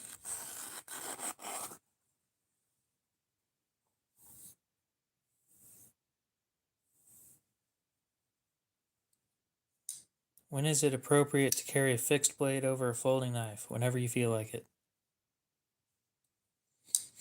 And yeah, if you're not getting a burr, if you're not going until you get a burr, then it's not going to be sharp when you're finished.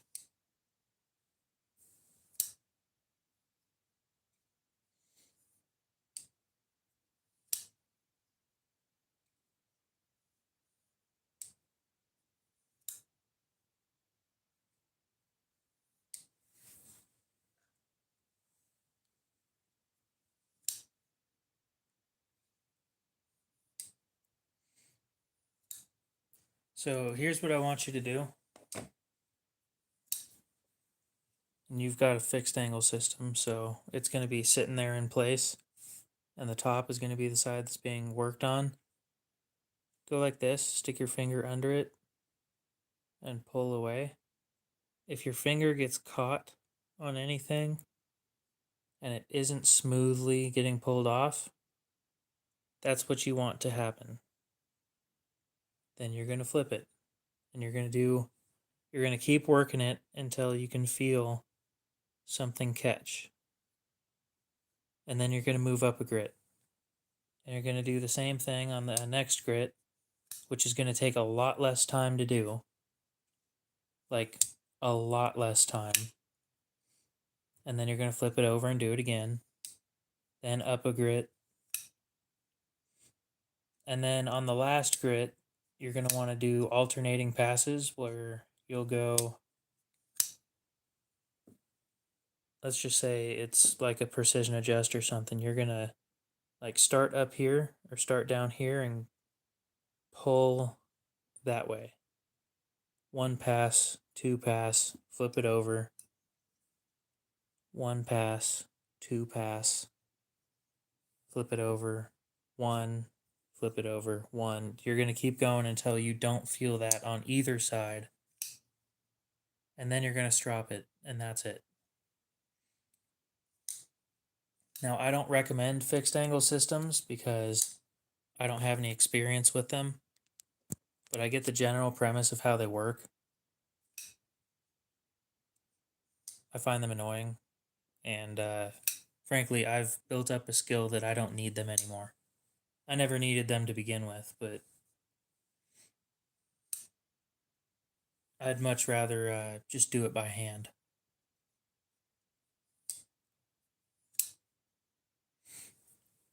Yeah, I'm not surprised.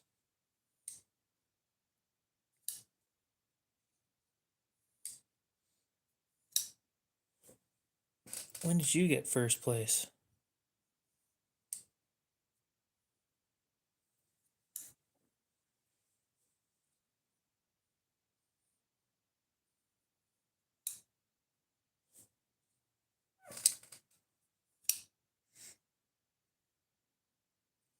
Uh-huh. Okay.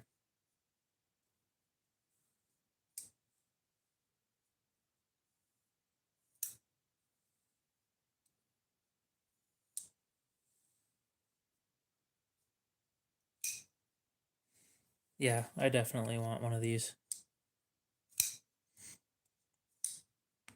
And I'll be honest, for a beater knife, I don't even care what it looks like.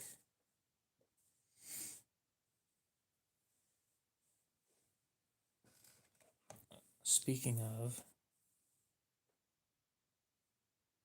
nice. So how far do you plan on going with that?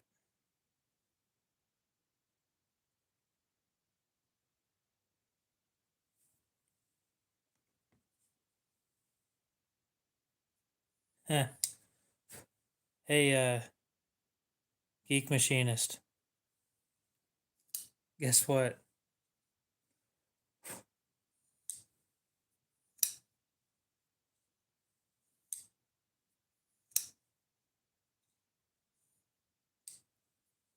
Okay, so here's what my recommendation is going to be. When you're doing when you're swapping sides, do one side for about 10 passes, then flip it over and do 10 passes for a little bit. And then eventually you'll start feeling a burr. You might need to do 20, but it shouldn't take that many most of the time. This only applies to like soft steels. All right, you have a good one, Greg. We'll see you later. Yeah, I should probably start doing that, huh?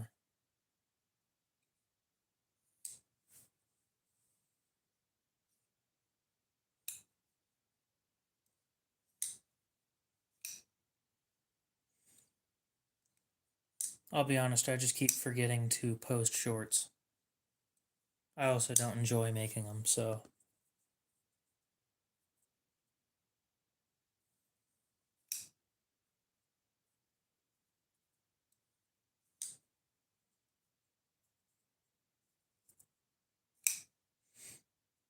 Yeah, I'm probably, as soon as I get it, I'm probably going to sharpen it. I don't like recurves, and I will remove the recurve.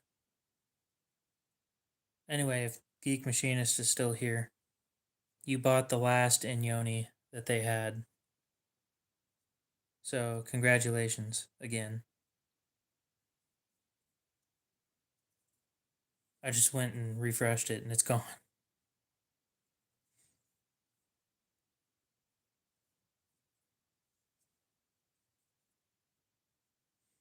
The fine side,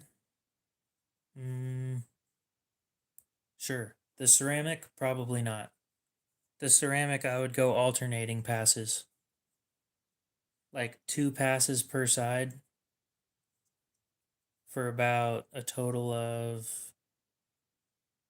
12 passes. So you're going to flip it over 6 times and then strop after that.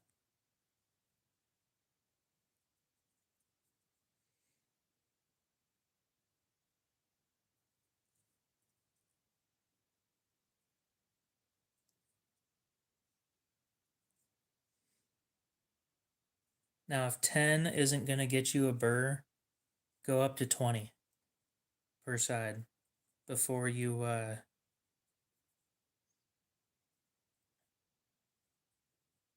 check for a burr.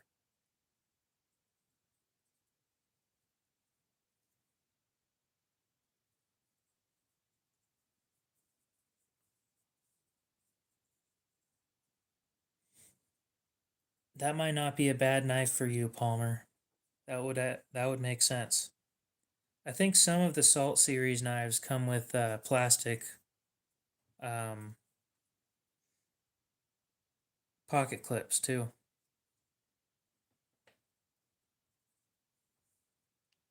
I was gonna go on eBay and look for a Hary.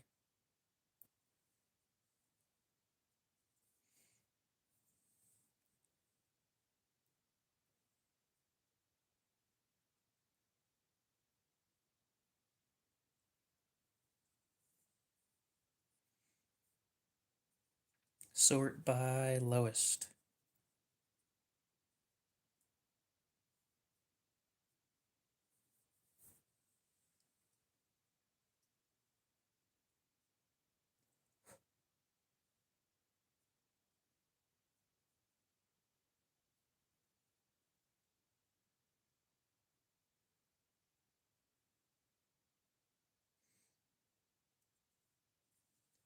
There's a user Hary and MagnaCut on eBay in Canada. Damn it. I don't want that piece of shit. Yep, you have a good one. Hopefully that helps.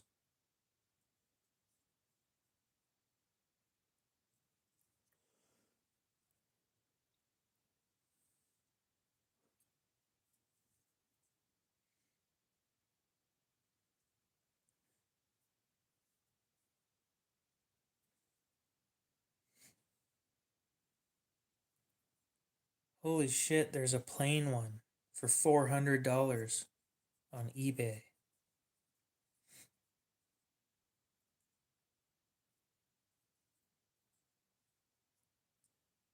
I'd offer like $350 on that.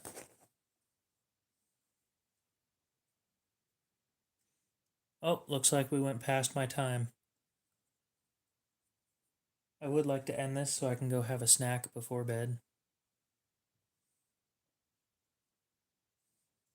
So, if you have any questions or anything, please say them now, and I would be happy to answer them if possible.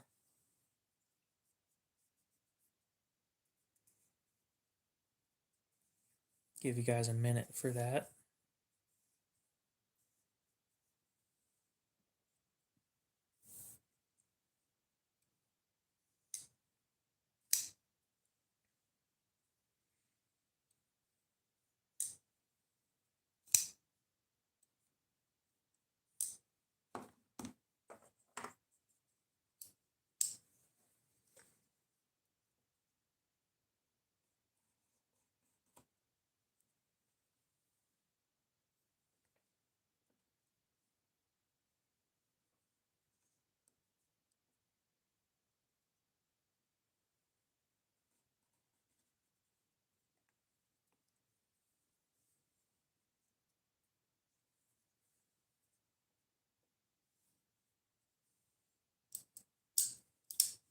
No questions?